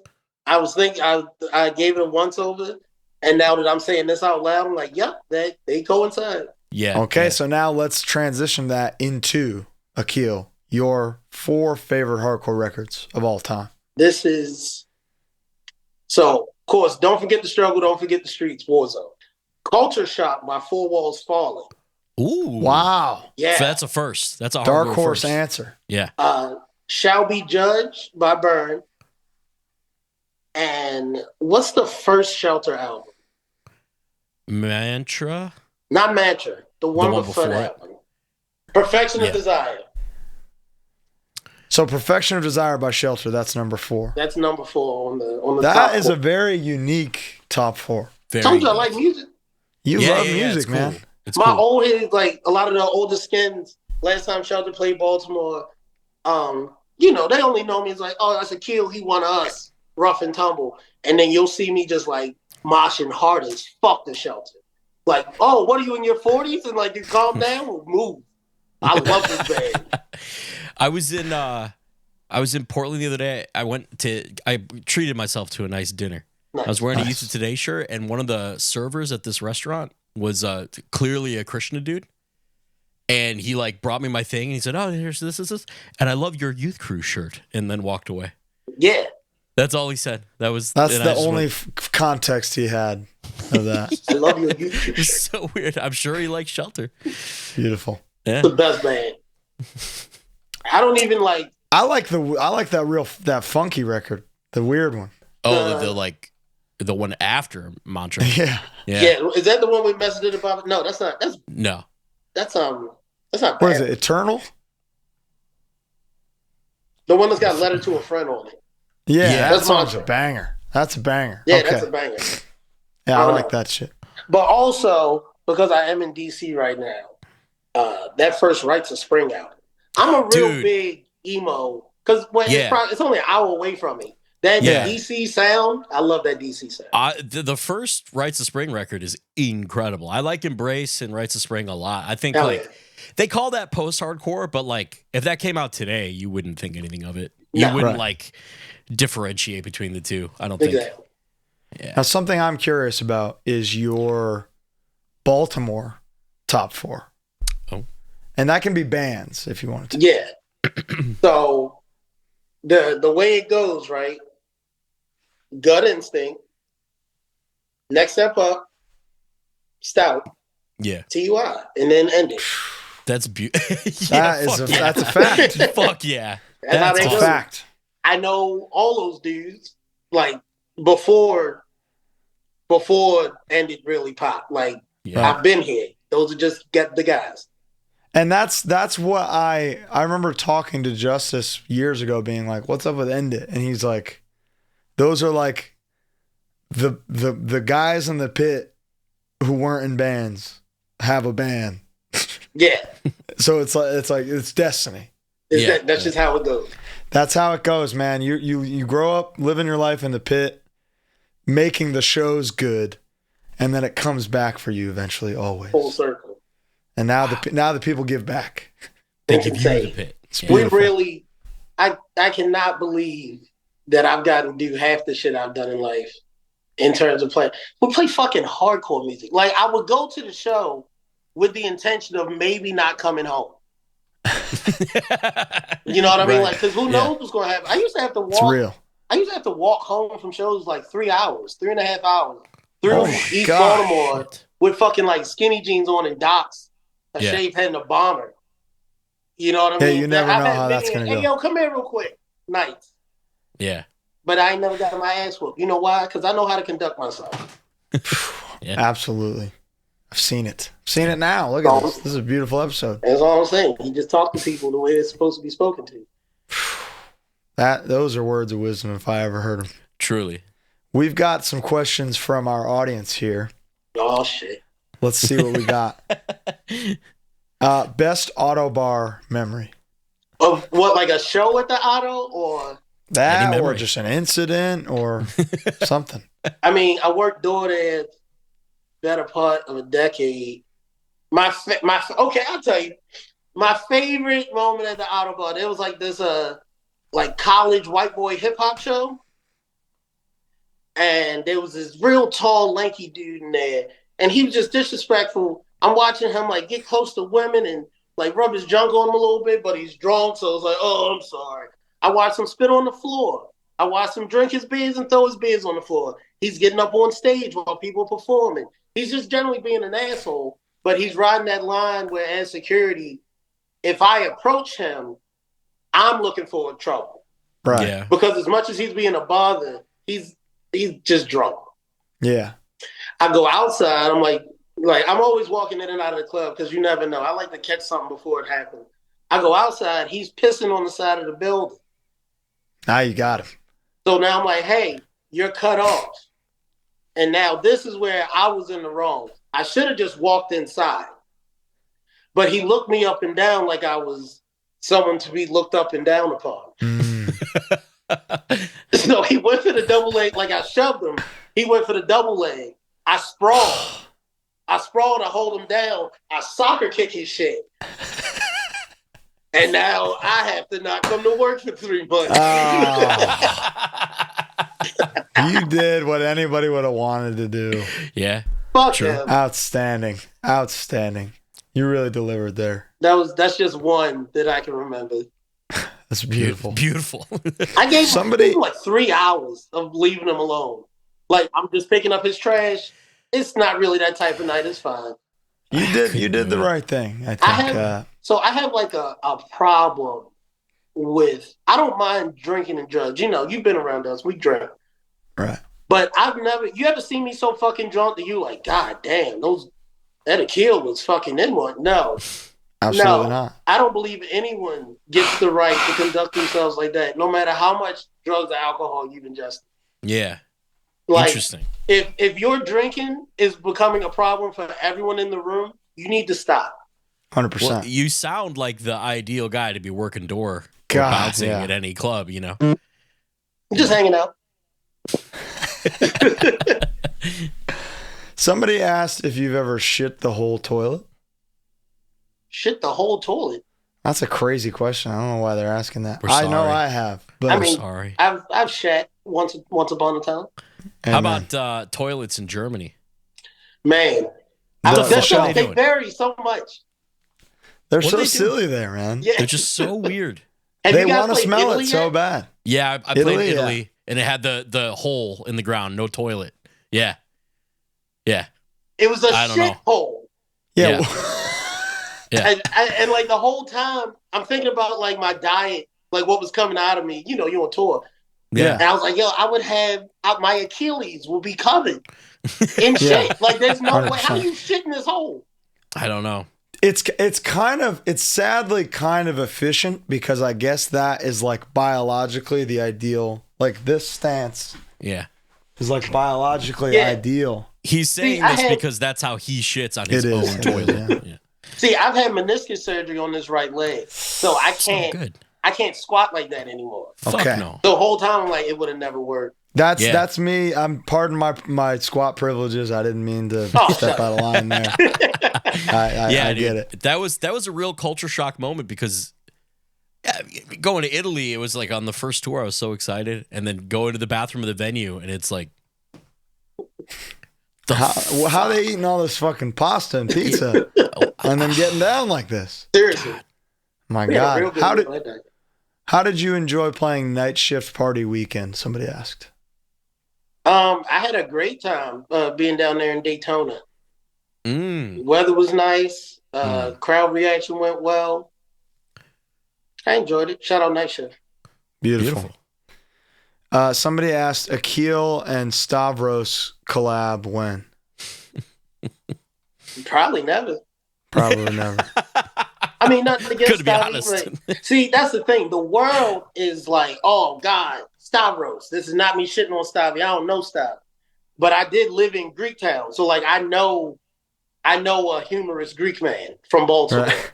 Yeah. Remember, people are blown away by him, as he should. He deserves his career. But That's just a motherfucker I ate lunch with. Right. That's that. Hey, Hunt.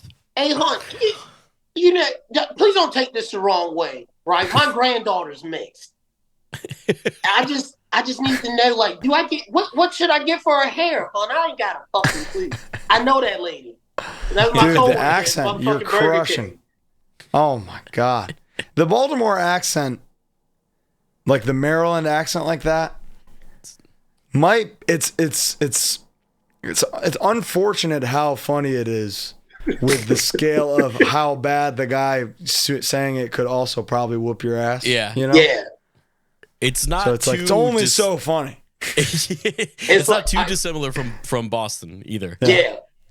It's a similar thing where it's like, you sound incredible, but please don't hurt me. Please don't hurt me.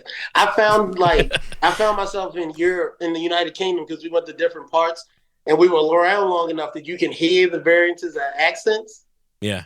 And it's kind of like, I would find myself smirking, but you got to watch that shit. Because I'm listening to what you're saying and it sounds funny, but you are still a human being who could fuck me up. Yeah. But I'm also like experiencing new things for the first time. Like, this sounds just like TV. Oh man, it really it is funny, man. I saw like, as a human beings, you also have to understand. I probably sound funny to somebody. You know, I accept that. Yeah. So laugh it up. It's okay. What are Endit's favorite records for a long drive or a night drive, like collectively? It's a good question. You can't go wrong with 87 Demo. Damn. Amen. If we're going to do the hardcore thing. We really only... I'll hit him with a Hooskadoo every once in a while. Really? I'm a big Hooskadoo guy. Yeah. Yeah. I'm learning so much. And they don't mind me so much. But Yacht Rock. Yeah, dude. We are Yacht Rock. You put on Asia by Steely Dan, that whole band is singing along. Okay. Yeah. Beautiful. Okay. So that gets you through those drives. A little bit of Steely Dan, a little bit of SD. What does end it pulling as far as riffs go on this new record you're working on? What are some influences? Has anybody been listening to anything specifically, or? I don't know where Ray is getting these riffs. It's a great answer. I couldn't tell you. I'll just listen to him. Like, I'll listen to him and Chris. Because, like, the chord of the melodies and rhythm is just Ray. Ray writes all the bass riff. Ray writes the riffs. Yeah. Okay. Chris writes the drums. So I don't know what Ray has been listening to. But so let me tell you, though, about our friend Ray Lee. You know, it's a spectrum, and we're all on it. 100%. You'll sit next, like, Ray will sit in the back of the band, and you'll just look at him like, what the fuck is he doing? And then it'll be like, yeah, so I just, like, I just listen to Pop Smoke for, like, 6 hours, and I just categorize, like, what I believe to be his favorites, his best songs in this, like, 3-hour playlist. So I don't know where Ray is pulling riffs from, because I put on French Montana in the car one time, and, like, I still don't know why he knows all these songs. He's a wildly efficient music listener, much like you. Yeah. Where you're cataloging lyrics and melodies for later. he's transcribing French Montana into a breakdown somehow, which is the way to do it. It's weird. It's good shit. Ray, you keep it up, man. You're doing it right. I love the boy. I got it. What is... Yeah, you really do. What is your favorite movie? Oh, that's a tough one. At one point it was Goodfellas, but lately it's been Paid in Full. Paid in Full. You never seen Paid in Full? I don't think so. Cameron's in it. Mekhi Phifer and Cameron are selling drugs. You should watch it. It's on YouTube for free. Watch Paid in Full. Okay. Done. I'll watch it tonight. It's a good one. Fantastic answer. Salem Witch Mitch asked, what's been the most rewarding thing you've gotten to do or accomplished since End It was started? Being able to go to Los Angeles. The most rewarding thing is having my opinion on LA reversed. Oh, cool. Because the first time I went to LA, much like the first time I went to New York, your only notion of these towns are from media. Yeah. And then you get there as an adult and you're like, oh, this is kind of like dirty and fucked up. Yeah, absolutely. So first time we went to LA, it was in the summertime. I saw a lot of the homelessness. It's like human feces on the ground and shit. I'm like, man, this isn't what I thought it would be. We got it all. And then I came back, we come back, and I do different things and see other parts. And I meet new people, and I'm like, oh, I get the LA is great. LA is awesome. I get it. Love to hear it. Yeah. I mean, and New York is New York. New York. I mean, I love going to New York, and it's the same thing. Where like I'm doing something different every time. I'm eating something different every time. You know what it is? When how, like I say, I hate things.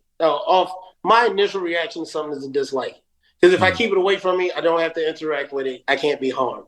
Of course. But to meet bands and people and go places that I once had ignorant viewpoint on.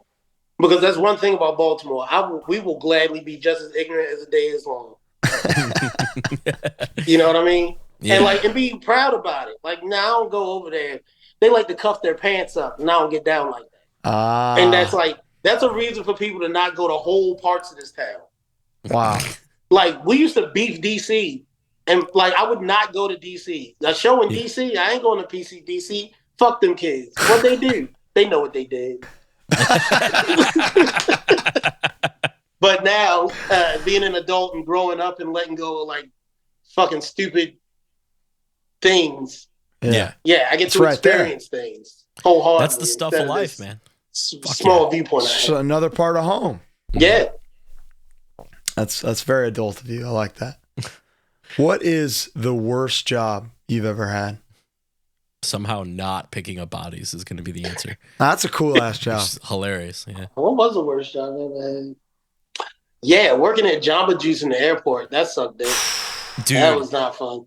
Every time I'm in an airport and I think about commuting to an airport, checking in through security, doing all the shit you got to do, I can't believe how much of a pain in the ass it has. How long did you do that? I did that job long enough to get 2 paychecks. Okay. And it was just this ain't gonna work for me. That's not it. Okay. And Jamba Juice too, you gotta learn all them fucking smoothie recipes. But also where the storage was, you gotta go into the back hallways, go down, go over, load up all this heavy ass fruit, come back, go up. Right. No, thank you. And then you still gotta deal with the crowd that is the airport, and as we all know. For some reason people forget how to be a pedestrian in the airport. There's no rules. Yeah. Oh my God. Walk forward. They're 5 daiquiris deep at 9 a.m. Yeah. And then they're coming to get a fucking juice. And were you employed by Jamba Juice, or were you employed by a company that leased Jamba Juice in the airport? Exactly. See, and so you don't get the same benefits. You don't get whatever the little perks are that might make a job okay. Yeah. Oh my God. But that commute, like you said, that commute is what killed me, because you got to go park in the employee lot, then catch the employee shuttle in. Go before you get this badge, you got to go through security every day. And my next shift started at 6 a.m., but you got to get through security. So you still got to wait for the shuttle. So you got to get to the airport around 5. Yeah. Yeah. Fucking nightmare. No. And you're not compensated for that hour. No. I'm not doing anything at 5 a.m. except for turning off my computer and going to bed. Going to bed. That's sicko. Do you have a favorite preset ditty that you like to sing? Like one that in particular that you love to do? Yeah. You're So Vain, Carly Simon. I think I've seen you do that one. I think I've seen that. Such a good song. Good choice. Or Too Late by Carole King. Oh, Carole King. Yeah. I love that one. He's a song. So eclectic. Yeah. I know. That's amazing. Remember, I went to school for choir. I grew up in the church. I didn't become like a wild man until I was like 17. Which is pretty late. Yeah, it is. Yeah, for our generation. That's what I'm like saying. starting to go to I shows. wasn't like a chump, but a lot of the quote unquote poor behaviors, I was with my cousins. Like I was drinking with family. We were playing cards. We were getting into shit.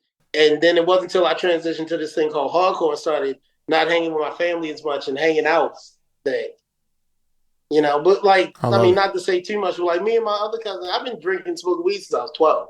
Yeah, sure. But we just kept it in-house. Very insulated, old school, black Baltimore family. Shouldn't nobody know what's going on in here because it's not their fucking business. Otherwise, that's right. Here. So let me ask you a question. Somehow we didn't cover this. What was the first taste of punk rock? The first thing where you went, "Oh, what's this? This is different." Playing Tony Hawk. Taylor's Oldest Time. It really is, man. Which one? Superman by Goldfinger. Dude, fuck yeah. Yo. So second. Yeah. Like, you hear those horns and shit, and you're like, the fuck one? I'm going to get this secret tape. But what is this? So ska, really? Dude, I'm not was even your first taste? Kidding. I'm not joking, either of you guys. Last night, I had a dream that I was at a subterranean-sized venue in Chicago, and Goldfinger is playing Superman, and I'm like stage diving and skanking and stuff. I swear to God, I dreamt that last night. I swear. It was a premonition. Here we are. It always comes back. It always comes back to Goldfinger, baby. And they're obviously never going to get their just desserts because they just wrote a song. But Goldfinger by Superman was like... I truly wish that Spotify and streaming numbers existed in a way so that we could see when Tony Hawk dropped how metrics changed. Yeah. We could just see trajectories changing. We hear it once a week on we hear it often. Yeah. It's crazy. Also, Dave Mirra BMX 2. Dude, his games were fucking awesome. I just want to hold your hand, we die. I was like, holy shit, what the fuck is this? Wow, I forgot about the Dave So Mirra video games. game soundtracks. Video game soundtracks. To end it, natural pipeline. Beautiful. What is your favorite thing about Baltimore that you try to have others experience? I like that. I can resonate with this. Because there's two ways I could answer this. I'm gonna be a nice guy. Chat's Pit Beef. Just a nice afternoon at Chat's Pit Beef. You're sitting outside. You're right on Route 40. It's because Baltimore is a dump. It's really just it's a port town. Yeah. You come there to work and you pass through and you go. But a nice, good Chat's Pit Beef meal. Oh my God, dude. What a meal. Yeah, it was good shit. With disco fries. Make sure you get them fries with disco fries. I think we did when we went. Beautiful stuff. Real hearty meal at 1 in the afternoon. Yeah, it'll fuck you up all day. At what age did your tolerance for bullshit hit zero? Probably about year 2 of bouncing. Yeah. Okay. Yeah, that makes sense. Yeah. So were you in your, was that early 20s kind of thing? Or that was 24, 25. Yeah, mid-20s. Yeah, okay. Yeah. About my mid-20s. Because, I'm at that age, because we're near college, I'm just older than, the new drinking crowd. And then 2 years in, I get to see, the freshman class and, the younger folk come in. I'm like, yeah, you guys are in for a bad way. You have no idea what you're doing right now. But, you're there to teach them, in a way. Through violence, hopefully. Sneak a bottle into my club while I'm on the show. This guy snuck a bottle in once. And that's the thing, because I actually am good at my job. I noticed him get drunker and drunker. I have not seen him go to the bar yet. Wow. People think I'm on my phone not paying attention. You're I'm eagle-eyed. always paying attention. Yeah, it's crazy. Like Colin and I would not be good at that because we don't know. No, that'd be horrible. That's my job. That's why they hired me. And I go up to the bartender. I was like, "Hey, has he bought any drinks tonight?" And he was like, "Not one." I go over to him. And mind you, the club is kind of packed. It's like halfway, 3/4 of the way full. I'm like, "How are you getting drunk, but you haven't bought a drink? What's in your hand? Where'd you get liquor?" And the girl next to him just whips up this big bottle. I dump his bottle on the ground. Just snuff him. Just straight snuffed him. I beat him up from the pool table to the stairs. And I know where the cameras are. So where I hit him, the camera can't see. And once I got him on the stairs, the camera couldn't see. I worked this motherfucker down the stairs. Don't do that shit. Because you know what happens? I'm the owner, I'm like, Akil, whatever you need. Yeah, this is Roadhouse shit. Yeah. If you drink too much and you hurt yourself in the club, my bartender can be liable for over-serving. Right. Right. That's also going to reflect poorly on me, because didn't you see that person getting drunk? Yeah, right. So that's just disrespect. It's just respect goes a long way in Baltimore. Amen. Just be respectful. I didn't say suck my dick. We don't have to be friends. Just treat people the way they deserve to be treated. Yeah. And you will be just fine. Beautiful. Words to live by always. Don't be scared of me. Yeah. I'm singing Sound of Music in my head right now. You scared of me? To make it make sense. Have you whipped out Sound of Music before a set? I almost did in Switzerland, but I chose not to. Yeah, they're sick of it there. Yeah. My God. Again. Akil Von Trapp showing up. You fucking dog, dude. The U.S. government finally collapses. Hell yeah. What's the first thing you're doing? Good question. It's a great question. Get the flat land. Either somewhere elevated or somewhere flat. You know why that's a perfect answer? Because he said it so surely, and I don't really know what it means. So that means that that's like an imposing answer. Got to get to flat land. So you would get to either flat ground or the high ground. Just get somewhere where, so like I've been spending time in Texas. I'm out in the desert.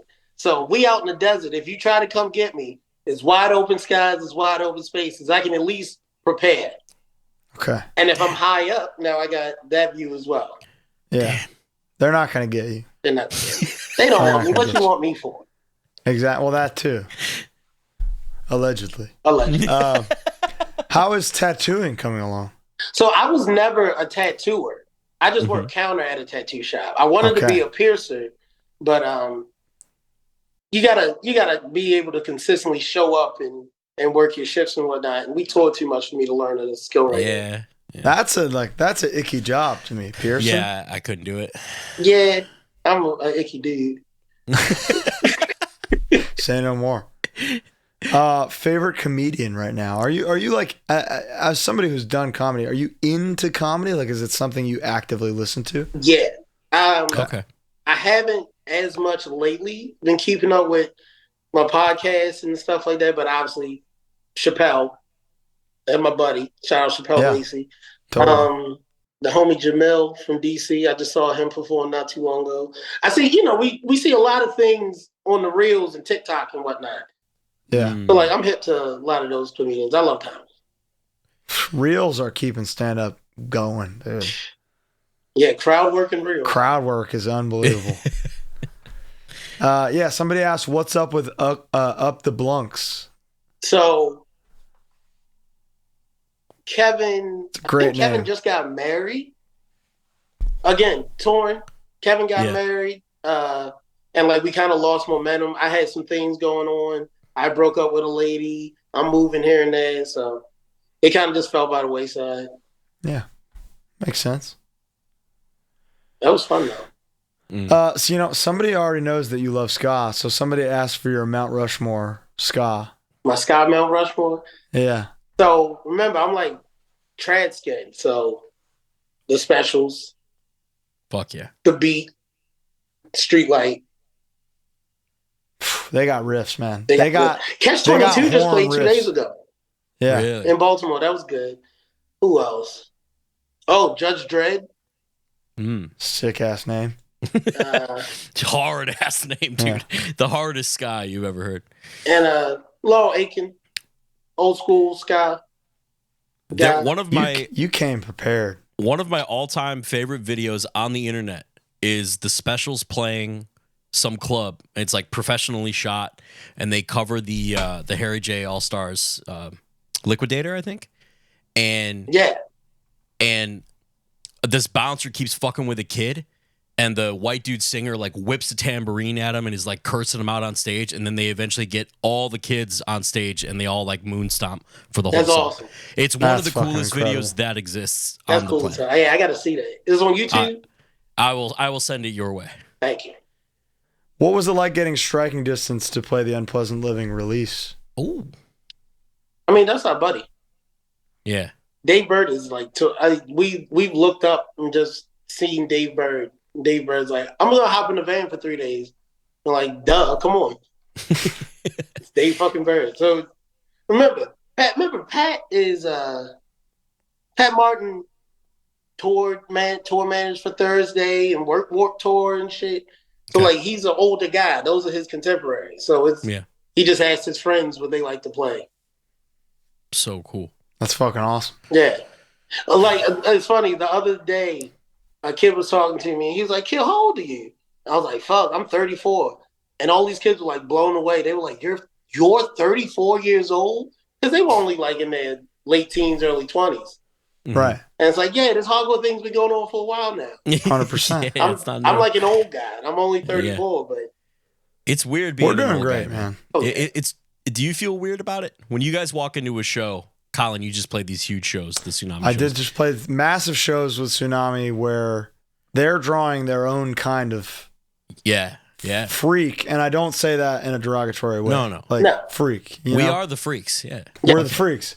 They've got their own kind. And, I think it's important that they stick around and learn the origins and the roots and the ethics.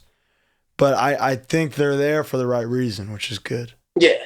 And I think hardcore skewed old for a while before this. Like the average new hardcore kid was like 25, 26. And I don't like that. No. I'm glad they're here. I'm glad they found something.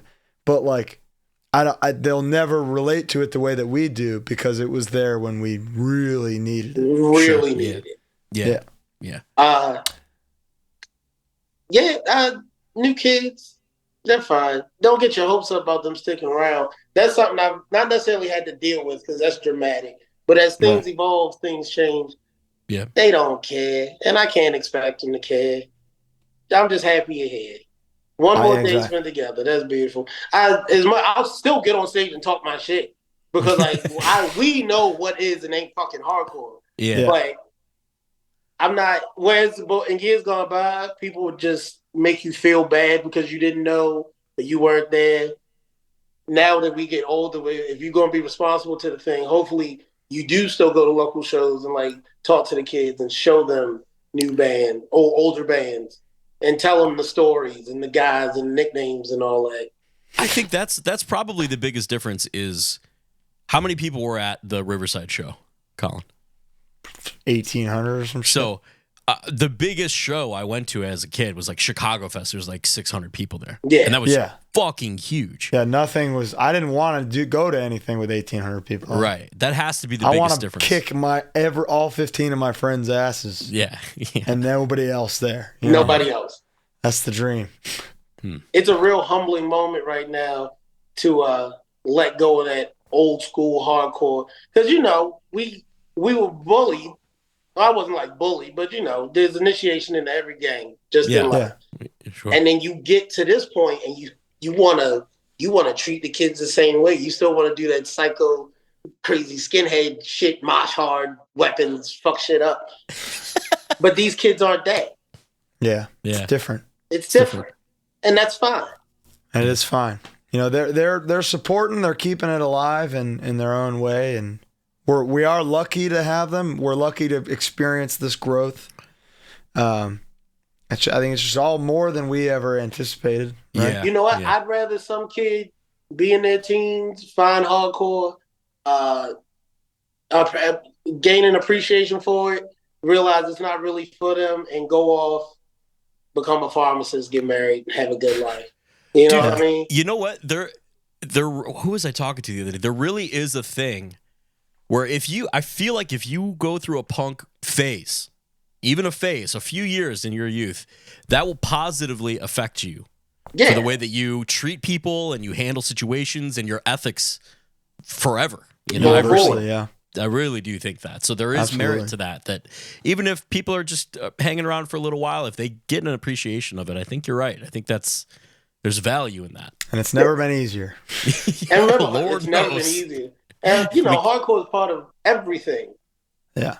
Like, no matter television production, movie, barbershop, there's someone in that space who self-identifies currently or at one point as a hardcore kid. 100%. It's very true. It's very true. I see him every day. I meet one every day. Yeah, it's crazy. It's beautiful. Akil, this has been outstanding. It's been great just getting to know you, getting the world getting to know you. Right. Are there any kind of closing thoughts or statements you'd like to make to the people? Free Palestine, free Sudan, free Congo, free Haiti, free Lebanon, and maybe one day we'll free ourselves. They're not on your team. They're not your friends. They're not your constituents. All we have is the people next to us. Don't vote. Don't vote. Stop voting. Disengage. They're taking advantage of you. That's all I have to say. Maybe, and that's all I can leave it at, because ain't shit got fixed. My parents are old and black. We've been complaining about the same shit this whole time. Welcome to the club. That's a fact. Yeah. Beautiful. Damn. Best send off. Powerful. Raw power. Thank you so much for being with us. Thank you all for listening. Listen to End It. The LP is finally coming soon. Flatspot Records, 2025. You can't wait. We can't wait. Akil, thank you again. Thanks for having me. See you soon. See you all next week. Bye. Bye.